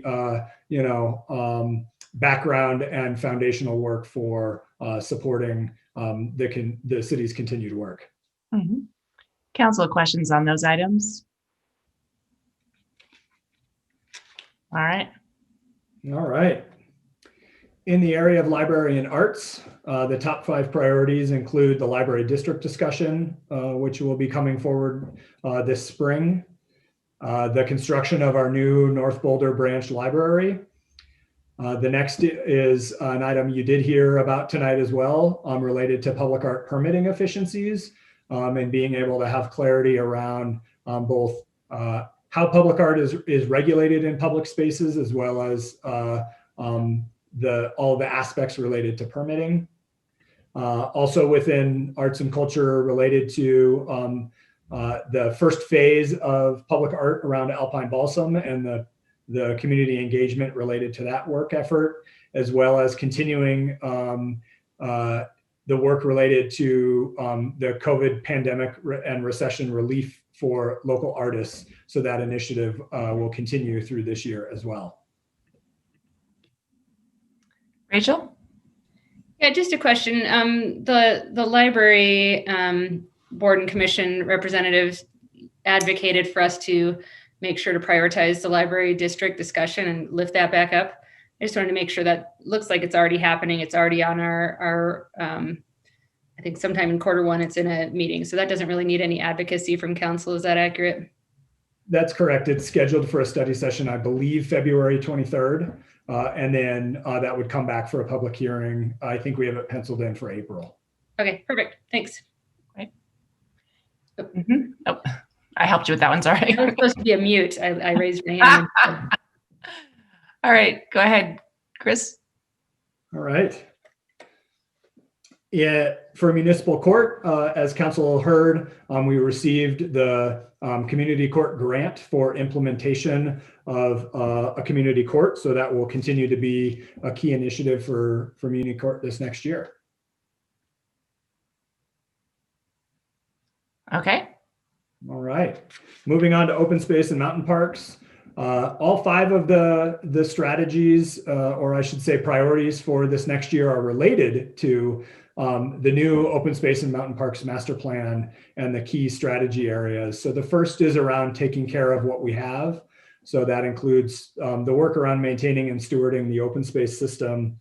And that includes things like forest health and fire mitigation, to addressing issues around New Zealand mud snail that's been discovered in South Boulder Creek, and irrigation infrastructure, some of our historic agricultural structures, and major maintenance at a few trailheads. The next is around preserving and restoring important habitat blocks and corridors. And so this is both things like the tall oatgrass control strategy in the south part of town, to improving habitat for amphibians and fish, and wetlands, to including some of the areas around social trails in the system, as well as improvements to the Gun Barrel Trail complex. The next is around reducing the trail maintenance backlog. And there's a few key areas that we're going to focus on this year that include the Royal Arch Trail reroute, and as well as the repair and construction for the Anemone Trail loop. So that's that strategy. The next is related to agriculture and prairie dogs and soil health and resilience. So that will be continuing implementation of the direction that council gave in that area.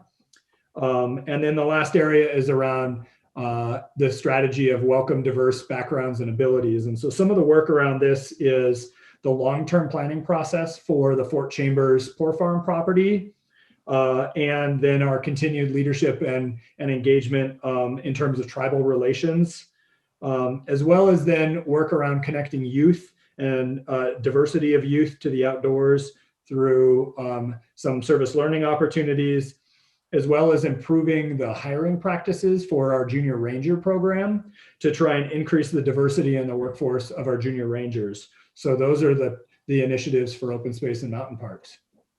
Sam? Yeah, Chris, I was wondering if CU South should be on here. I'll let you take that back to staff and think about it, but it seems like it's a big issue that's moving forward, and it seems like open space and mountain parks has a part to play in that. Yeah, I appreciate that, Sam. And it's actually part of what we wrestled with when we were putting these together. Kind of the ask that we put out to departments was identify your top 3 to 5 priorities. And some departments included those priorities that are also identified as a top council priority and key action, and included those on the list, and others, because that was already on the list, they added the kind of the next top priorities. So I know that obviously is a priority that's there, and we're happy to chat about it more as we get to the retreat. Thanks. Any other questions? All right. Okay. For Parks and Recreation, top 3 priorities. The first is the master plan update that you just heard the kickoff for. So that will continue throughout 2021 and into 2022. The next area is around responsive and equitable service delivery. So this is really focusing on, as we restore and continue to create services that can be delivered safely during COVID, and then as we come out of COVID, how do we make sure that we're being responsive and flexible as well as equitable in that service delivery. The next area is around resource allocation. And so again, as Parks and Recreation being one of the areas that was most significantly impacted by COVID. As we start to restore services, how do we do that in a resource allocation way that continues to stay consistent with the equity goals of the department, as well as those that can be aligned with the current staffing levels of the department. I don't see any questions on that item. So next. Okay, next is Planning and Development Services and the East Boulder Sub-Community Plan, use tables and standards, and community benefit and site review criteria being top council priorities are on the list for Planning and Development Services. The next area is around the PNDS business improvements, business process improvements, as well as the PUD rectification project. Together, these are kind of known by staff as the big project, which is, this is really the work to take all of the analysis, the recommendations from the Insights and Implications report from Tipton, and starting to now make the on-the-ground improvements to the department's processes. So this is a critical area of work for the department. And then last but not least, of course, is parking code changes that have been a topic of conversation at the last few retreats, and how that work will continue to move forward in support of the AMP strategy that we talked about earlier. Sam? So Chris, thanks for all that. Number 2, use tables and standards. What I saw in the memo was that there's a concept of doing a few different chunks of the use tables. And so maybe at the retreat, we can talk about what those are and what might get done this year and what might get pushed off. But it seemed like there was more granularity to that. Yeah, great. Okay, Rachel? Yeah, just in keeping with Sam's last question about CU South for open space, this one clearly is including some current work plan items, East Boulder Sub-Community Plan and use tables. And I think this is the year that we're doing annexation. So I'm just curious why CU South isn't on this list. I think that's a fair question, and similar to Sam's question, it is one of the top council priorities. So it is a priority, and Jacob and I had a conversation around, can you go past 5? Can you have 6? So we felt like, since it was a council priority identified already, that we didn't include it on the list for PNDS, even though it is kind of on the list. Well, and they're including other ones that are already on the list. So that there's a little disconnect there for me. Got it. Creative accounting. All right, Mary. Chris, on the big project, I remember that kicking off last year, and in terms of how that's been affected by COVID, is that on track, off track? Yeah, how much progress has been made? Yeah, I'll invite Jacob to jump in and share a little bit more detail on that and the timing. Thank you, Chris. Could the council member repeat the question about which item that was? The big project. Oh, right, of course. So this is a very significant project, which entails a number of changes to internal processes that ultimately are going to benefit our many customers, as well as give clarity to the roles and responsibilities of staff. And this has really been going on for over 1 year so far, in coordination with Tipton, our consultants. And the project right now has been broken down into a series of sub-projects that are beginning implementation. And this next year, 2021, is what we are referring to as a bridge year that will ultimately lead to implementation of the vast majority of these items. So by the end of this calendar year, we expect full implementation of the big project, with the PUD rectification project being the one with perhaps the longest timeline. Thank you for that, Jacob. That's good news. Yeah, appreciate it. Fantastic. Council, any other questions? All right. I'll just give you a shout out for the clever naming of the big project. Well done. You know, I kind of like it too. You know, sometimes you just got to call them like you see them. It is. It's a big one. So moving on to the police department, the police master plan update is a top priority for police, as well as continuing the work around accreditation. And a lot of that includes more of the detailed work around policies, procedure, guidelines. The next area is around homelessness and encampments. And again, we're having that conversation, some of that conversation next week. And then the last area is around technology integration and the data portal development. And I mentioned some of that before, but for police specifically, and Chief Harold has talked about that in her last update, but this is really around being able to have a more detailed and real-time understanding of things like traffic data, crime and disorder issues, having the ability for spatial analysis capacity within the department, and real-time dashboards for both the department and the community. So this will be a big area of work that'll continue throughout this year. Rachel? So I'm a little bit maybe concerned or confused about having homelessness and encampments fall. Maybe it's on other slides and I don't remember it, but just on the policing slide, I don't remember if it was under HHS. We're looking at creating a utilities department staffer to be sort of in charge of reclamation, I think, of public spaces. And there's a lot of concern about over policing, as HRC said. So it strikes me that we have homelessness and encampments under policing and maybe nowhere else. And just wanted to flag that.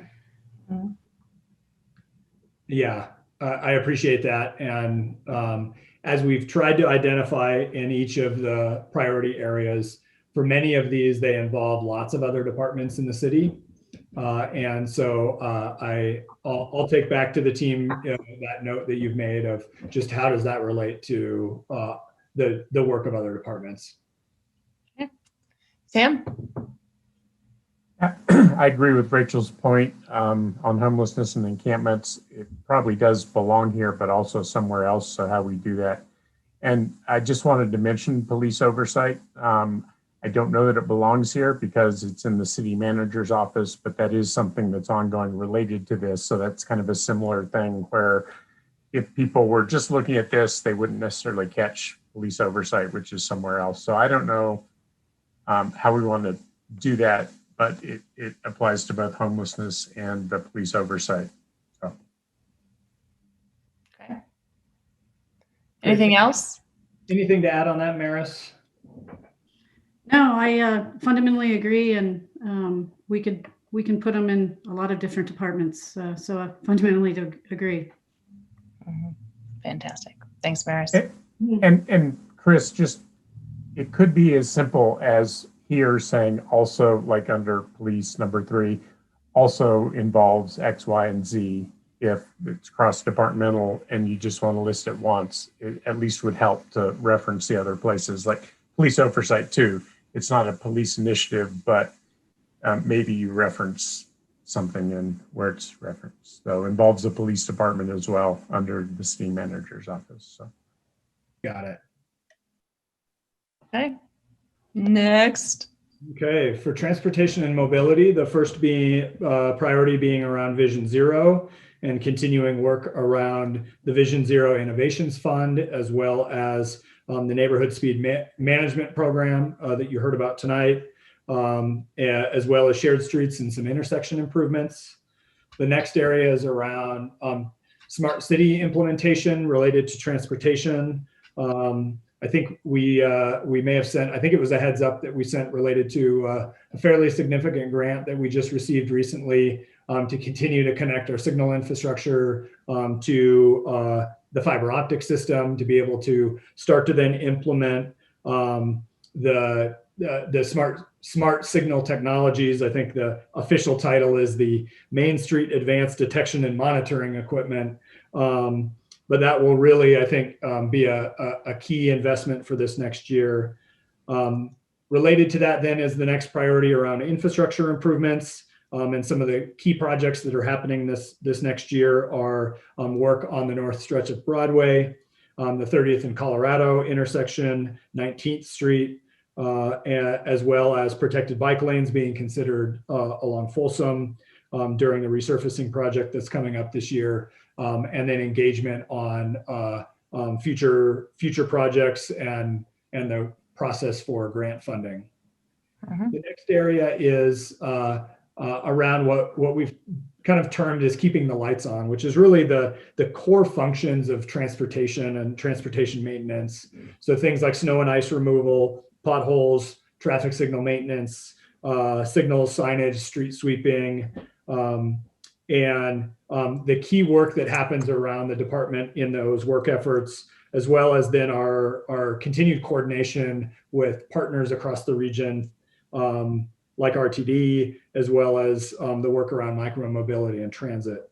And then the last area is titled as kind of Design the Future, which is continuing to implement the recommendations that came out of the Public Works assessment that was done with Tipton around process improvements within transportation and mobility, as well as the organizational change effort that you heard some positive feedback about tonight. Sam? Just a quick note, Aaron and I got a little bit of a debrief on some of the stimulus funding that might impact number 3. Maybe it's worth 30 seconds to talk about what impact that might have on timeline and so on. So, Right now, Sam, or at the retreat? no, at the retreat, I'm sorry. Just when you went over that project list and if any of the stimulus funding is going to impact those positively, it'd be just good to have council hear it all. Okay. Council, anything else? All right. Okay, and last but not least in alphabetical order here is Public Works Utilities. And the top 3 priorities identified are continued work around the aging infrastructure and capital improvement projects for utilities. Our 3 utilities combined is $1.7 billion worth of assets across water, wastewater, and stormwater and flood. Some of the key projects for this coming year are continued work on the Barker gravity source water pipeline that helps carry source water to the treatment plant, as well as replacement of the wastewater trunk sewers and the interceptor. And the interceptor is the largest diameter pipe that carries wastewater out to the wastewater treatment plant that was exposed some significant vulnerabilities after the 2013 flood, and is a pretty significant reroute project for that, as well as the continued design and permitting for South Boulder Creek. The next area is around the comprehensive flood and stormwater master plan update. And that'll kick off this year and will continue into next year. And then lastly is it's time to update the city's drought plan. And this is how the city will respond in those times when we experience significant drought. And part of the focus on this update is going to be around how do we look at strategies for a more equitable response related to either water supply gaps or some of the financial constraints that occur. So that'll be really the key focus for the update this year. Okay. Aaron? So I don't have a utilities question, but I've just been waiting for you to finish all of them to ask a more general question, Chris. So which is that, we heard from the boards and commissions tonight, and a number of them are interested in particular projects, right? And some of them, may start out quite small, or require some legwork before it would become a bigger work plan item or get to council. So to what extent would we have the ability to request that some things go ahead and get referred to boards and commissions kind of as part of their regular work plan, understanding that it would take some time to bubble up to us and wouldn't have to necessarily impact the 2021 major work plan? Yeah, Aaron, that's a really good question. And it actually is popped into my head while I was hearing the discussion earlier tonight as well. So I think that'd be a good thing for us to talk about at the retreat. And I tried to take some notes on some of those that I heard. And so between now and the retreat, we can have some conversations across the team as well of what were some of those things that make sense that could be referred to a board that wouldn't at least initially be a significant work effort, or those that may be, and those that council sees that might be really helpful in terms of informing future work plans as well. Great. Well, I'll just say that I'll be interested in taking that up at the retreat. I won't mention any specific ones right now, but with the thought that, because they might explore something and say, you know what, there's not really much here. And so it never hits the work plan, or they might come up with a great idea or set of recommendations that would require some council action. And then we could consider them at a mid-year or end of year work plan consideration meeting. Mm-hmm. Rachel?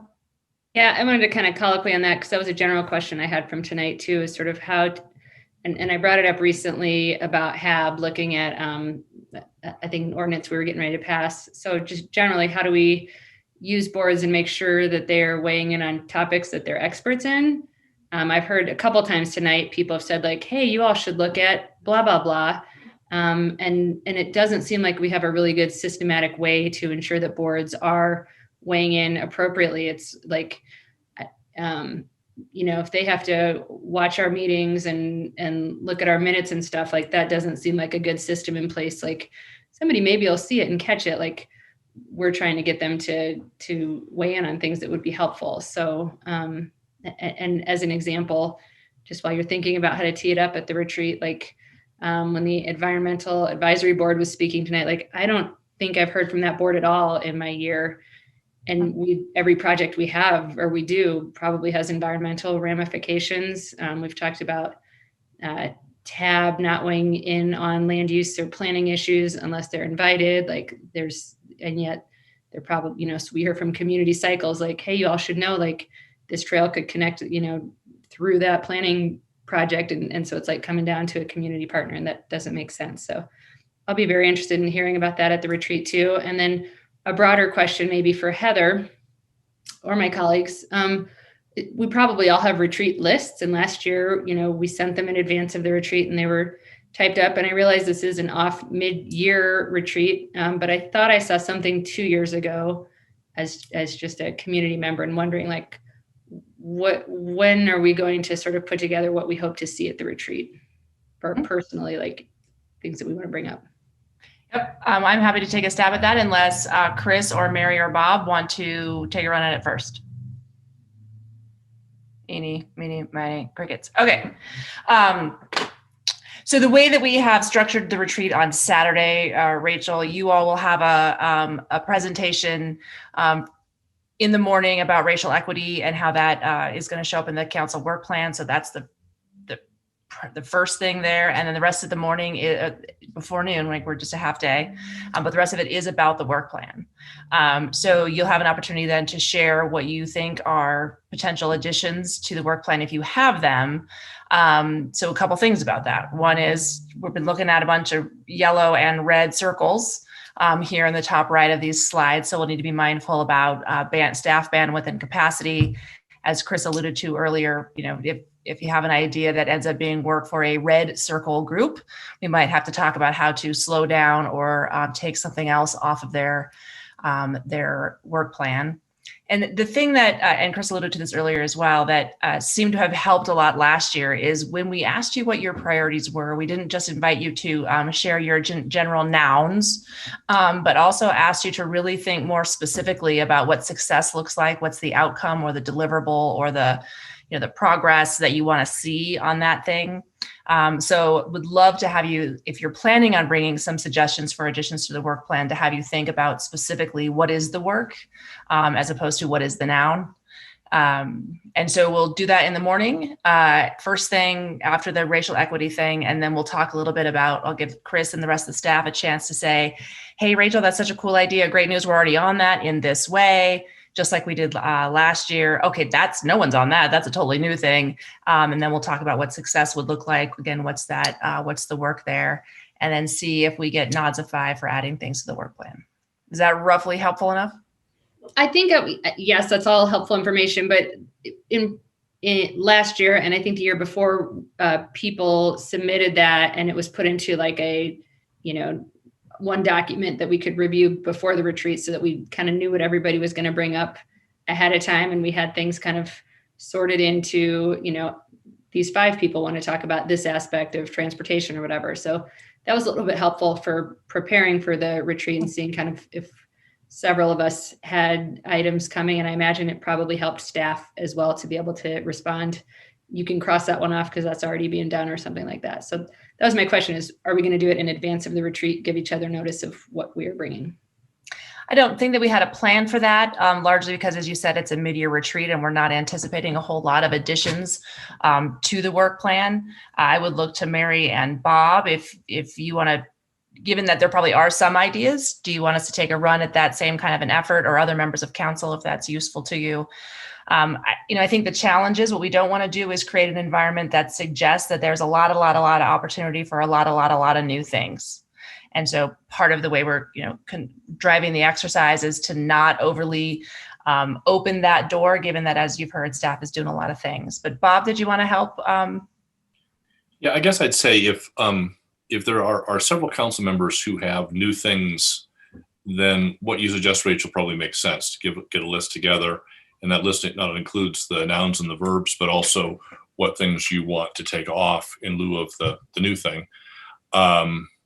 If there's not many council members who are wanting to, and I'm not wanting to add, this looks to me like 3 years worth of work that we're going to do in the next 9 months. I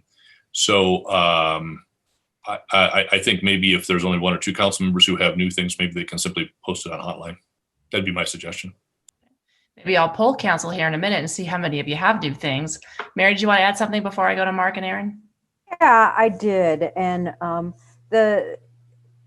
having been through some retreats, and I think some of us will recall, especially you, Heather, will recall a few retreats, even mid-year retreats, where we were tucking in and squeezing in, and there were just so many things that folks wanted to add. And I think that Bob and I really try to set up the retreat in such a way that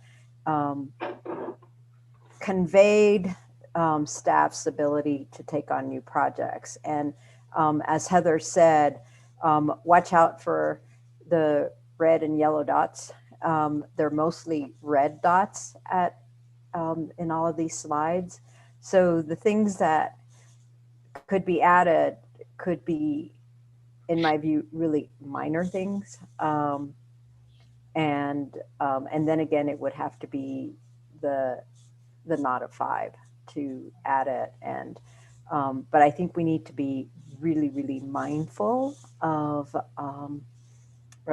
staff's current workload. And we always talk about the Tipton report. That comes up a lot. And I think that here's an opportunity to live by the references that we often make to the Tipton report. Thanks for that, Mary. All right, let's hear from Mark and then Aaron and then Sam. And then I'll do a quick poll of you, and I'd like to hear how many of you anticipate proposing new additions. Mark, what are your thoughts? Well, Mike, I have a question for Chris, which is, apart from new additions to the work plan, and keying on Bob's comment that it looks like we've got 3 years of work for 9 months, are there items that you would like to see deleted from the work plan, simply because you're not going to be able to do them well, given the resources and the stretched out nature of staff at this point? Do the goals that you have shown us tonight actually represent what you are capable of doing for the next year? Or if you had your choice, would there be a few that you would simply say, put it off for another year? Sure, I appreciate that question, Mark. And I think what we've presented tonight is what we do anticipate as the top priorities in each of the departments for this year. So it is what we're anticipating that we will work on, recognizing that some of this work are multiple year work initiatives. And this is obviously just the work that's in addition to the kind of the ongoing operational aspects that the city does. So we've heard Jane refer to this a lot in previous conversations of there's kind of the 80% of the work that's the ongoing work of the city. And then this is really just about the 20% of initiatives that come forward and rise up to a more of a policy level for council. So I will take that question that you asked back to the team as well to see if there is anything, but this work plan that we've put together is what we do anticipate with our current resources, what we can achieve. And during the course of the year, if it turns out that you have been overly optimistic about your capacity to do these things, can we count on you to come back and simply say, you know, we cannot proceed on the kind of pace that you're anticipating or that we anticipated because we are constrained? Yeah, and I think that's part of the important open dialogue that we need to have. And I think a good example of that is what we did with COVID this year, back in May, when we had that work plan check-in and adjusted timelines for several of the projects or scopes, or even put a few things on hold. Okay, thanks. And Chris, you're anticipating a mid-year similar check-in on the work plan as well this year? Yeah, if that's council's interest, I always think that's at least helpful to give a mid-year check-in on how things are going and anything that, especially for the key top priorities, if there's any changes or a little bit more of an update on the timelines for those projects as they come forward for decision making. Okay, fantastic. Aaron? Yeah, well, so just one thing that I wanted to mention is I totally understand that departments that have a red status, you can't add new things on without then shifting other projects at the same time. But my understanding was a few months ago that council agreed that we were interested in looking at occupancy limits and what changes we might make to those, and that the council as a whole, as a majority, was interested in tackling that and seeing what modifications we might be able to make to that. So I didn't see it come out anywhere on the staff's priorities. So one thing I do want to discuss at the retreat is whether we could add that in, as I thought council was interested in, and delay or work that some of the other planning projects. So I'll just put that out there I'm interested in having that discussion. Just double checking, Chris, that was not an oversight. That's not currently on the work plan. Is that correct? It was not an oversight, and we would anticipate and look forward to a conversation about occupancy at the retreat. Uh-huh. Okay. And it sounds like maybe give some thought to if you're going to add it, what would need to be slowed down or taken off in order to make space for it. Okay. Cool. Sam? I just comment on occupancy that I think one of the things that will need to be feathered into that discussion is what would happen otherwise. So that I'll just put that out there as a preview for that discussion.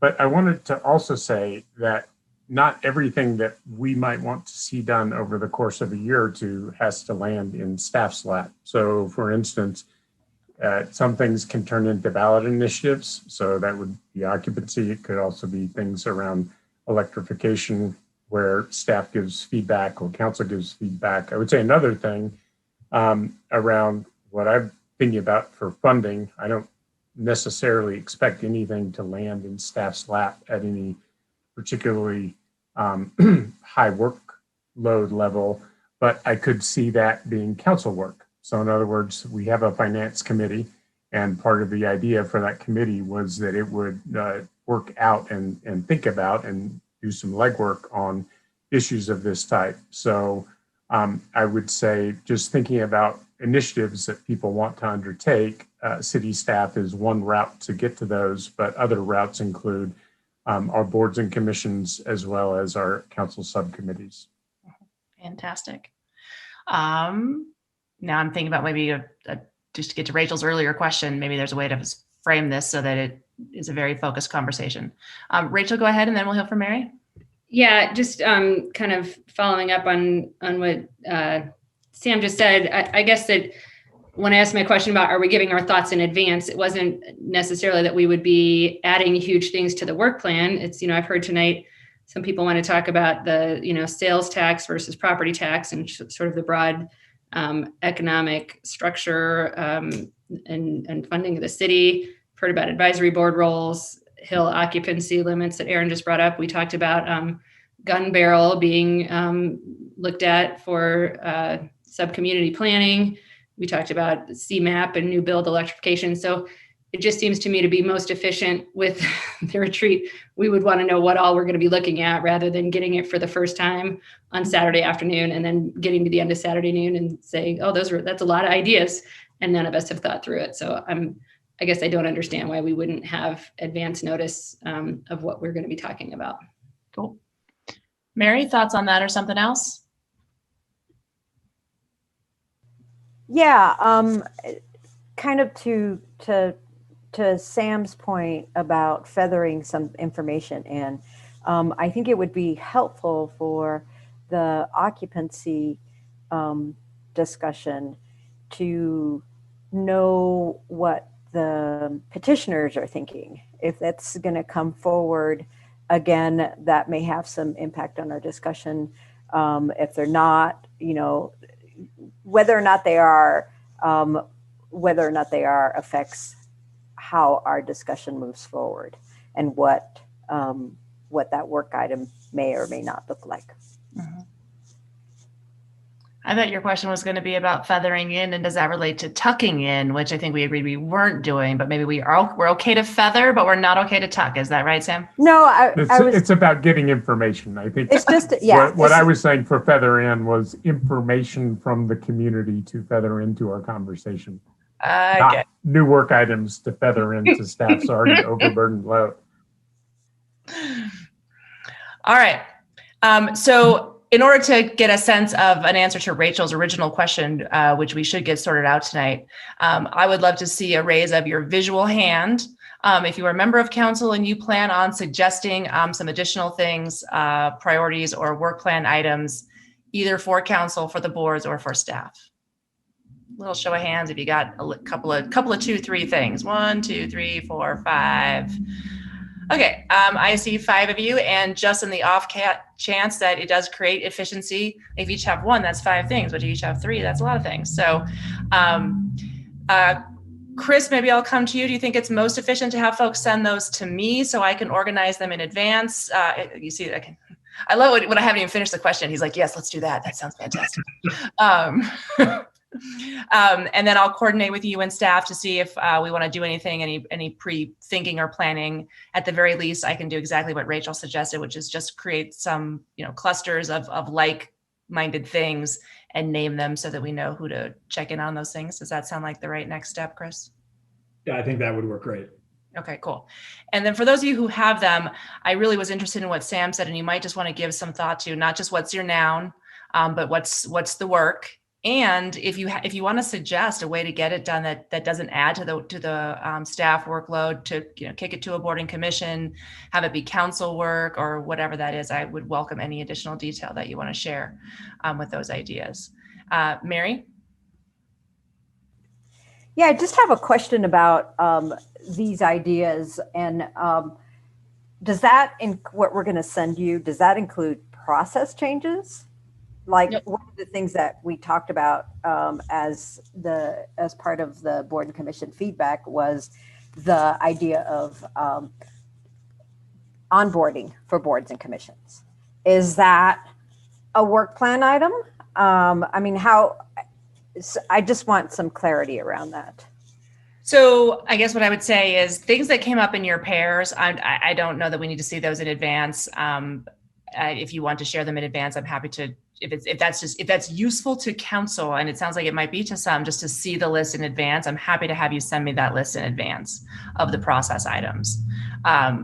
Otherwise, I'm happy to have you all just share verbally what your suggestions are related to process changes. Just from the survey responses that you all sent me, the list there was not overly long. It's fairly straightforward. There weren't a lot of things there. So in my mind, for the process changes that we've already identified through the survey, I think those are solid. New things like onboarding of boards and commissions, Mary, that came up tonight, maybe you want to add that into the list that you email me. So kinda, I guess, is my answer to your question. Here's what I'll say. If it's on your mind and you want to make sure it's covered and that council knows it's coming at the retreat, just send it to me. I mean, when in doubt, give me more information than less. I'll be fine. And then I'll sort it out for you and we can tackle it at the retreat. Again, the things to be mindful of is we only have a half day on Saturday, and some of it is already committed to the very important conversation of racial equity. So a whole bunch of stuff, probably not the best plan. Chris, folks have given you some heads up on some questions that they're going to have, so we can prepare that and be fairly efficient about those things. You all will send me your things. Again, the more information you can give me is just all the better, so we can try to be as focused on these items as we can. And then I just had a quick question. Chris, tonight, several council members just on that list of the current priorities from the different departments had some suggestions. Like homelessness was only listed here and not somewhere there. Maybe you could make reference to this is also happening in coordination with that other department. I guess my question, just in terms of next steps, is does that PowerPoint have a life after tonight, and so it needs these additions, or is this just a clarification among us all here and with the community that these are cross-cutting issues that bridge departments?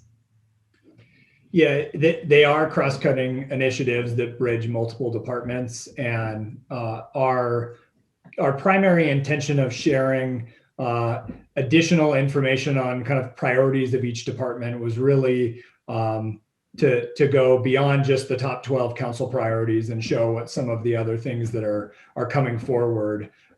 So I think the feedback that we heard tonight, I think, is helpful. If we continue to display any of that information going forward, I think we'll think about what's the best way to present it so it doesn't look singular in terms of one department only, that sort of thing. So that feedback was helpful, but I don't anticipate that PowerPoint that we presented tonight to really have much of a life beyond this presentation and the retreat. Very helpful. Thank you very much. So the things that do have a life from tonight going forward, again, are those specific things that folks flagged saying, I'm going to have a question about this at the retreat. And so I would encourage, if you have follow-up questions for the council members who raised those things, to make sure we can really answer it efficiently, that you would follow up with them individually. Samuel, who's on my staff, who's been listening in, he'll write our summary. Samuel, I'll ask you to call out those items from the boards and commissions where they talked about issues they might want to lean in on, either with council or with another board. And so we can get those to staff, and you can prepare some thoughts around that in advance of the retreat as well. And I think those are the key action items. So the only thing we don't have is a deadline for your emails to me with your things.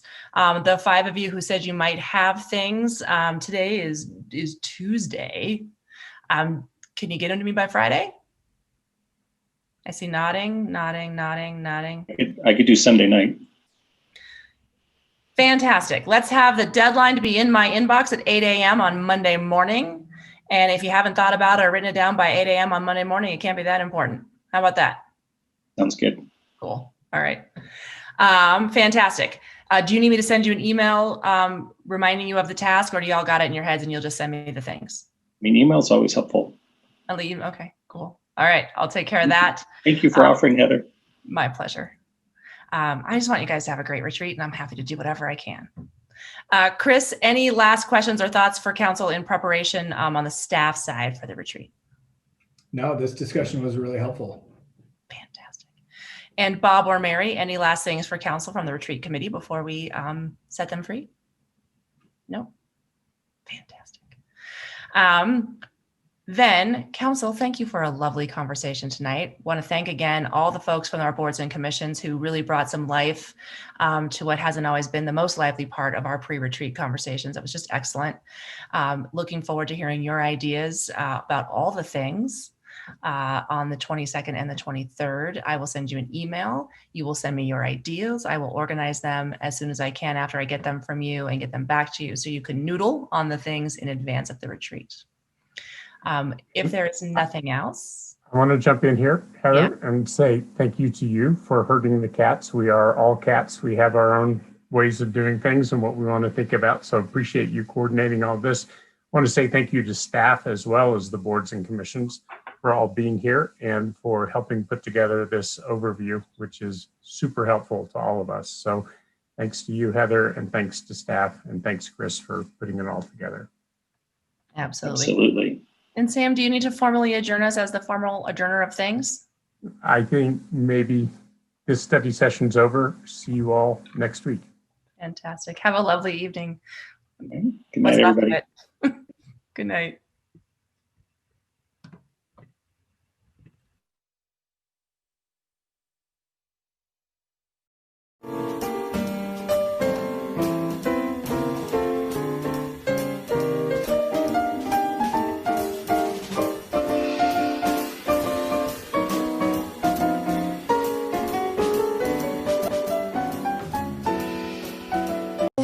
Richard Berry. Altogether, 200 French artists signed a letter in Le Parisien newspaper saying they're ready to be vaccinated. Actor Lambert Wilson says they're hoping to set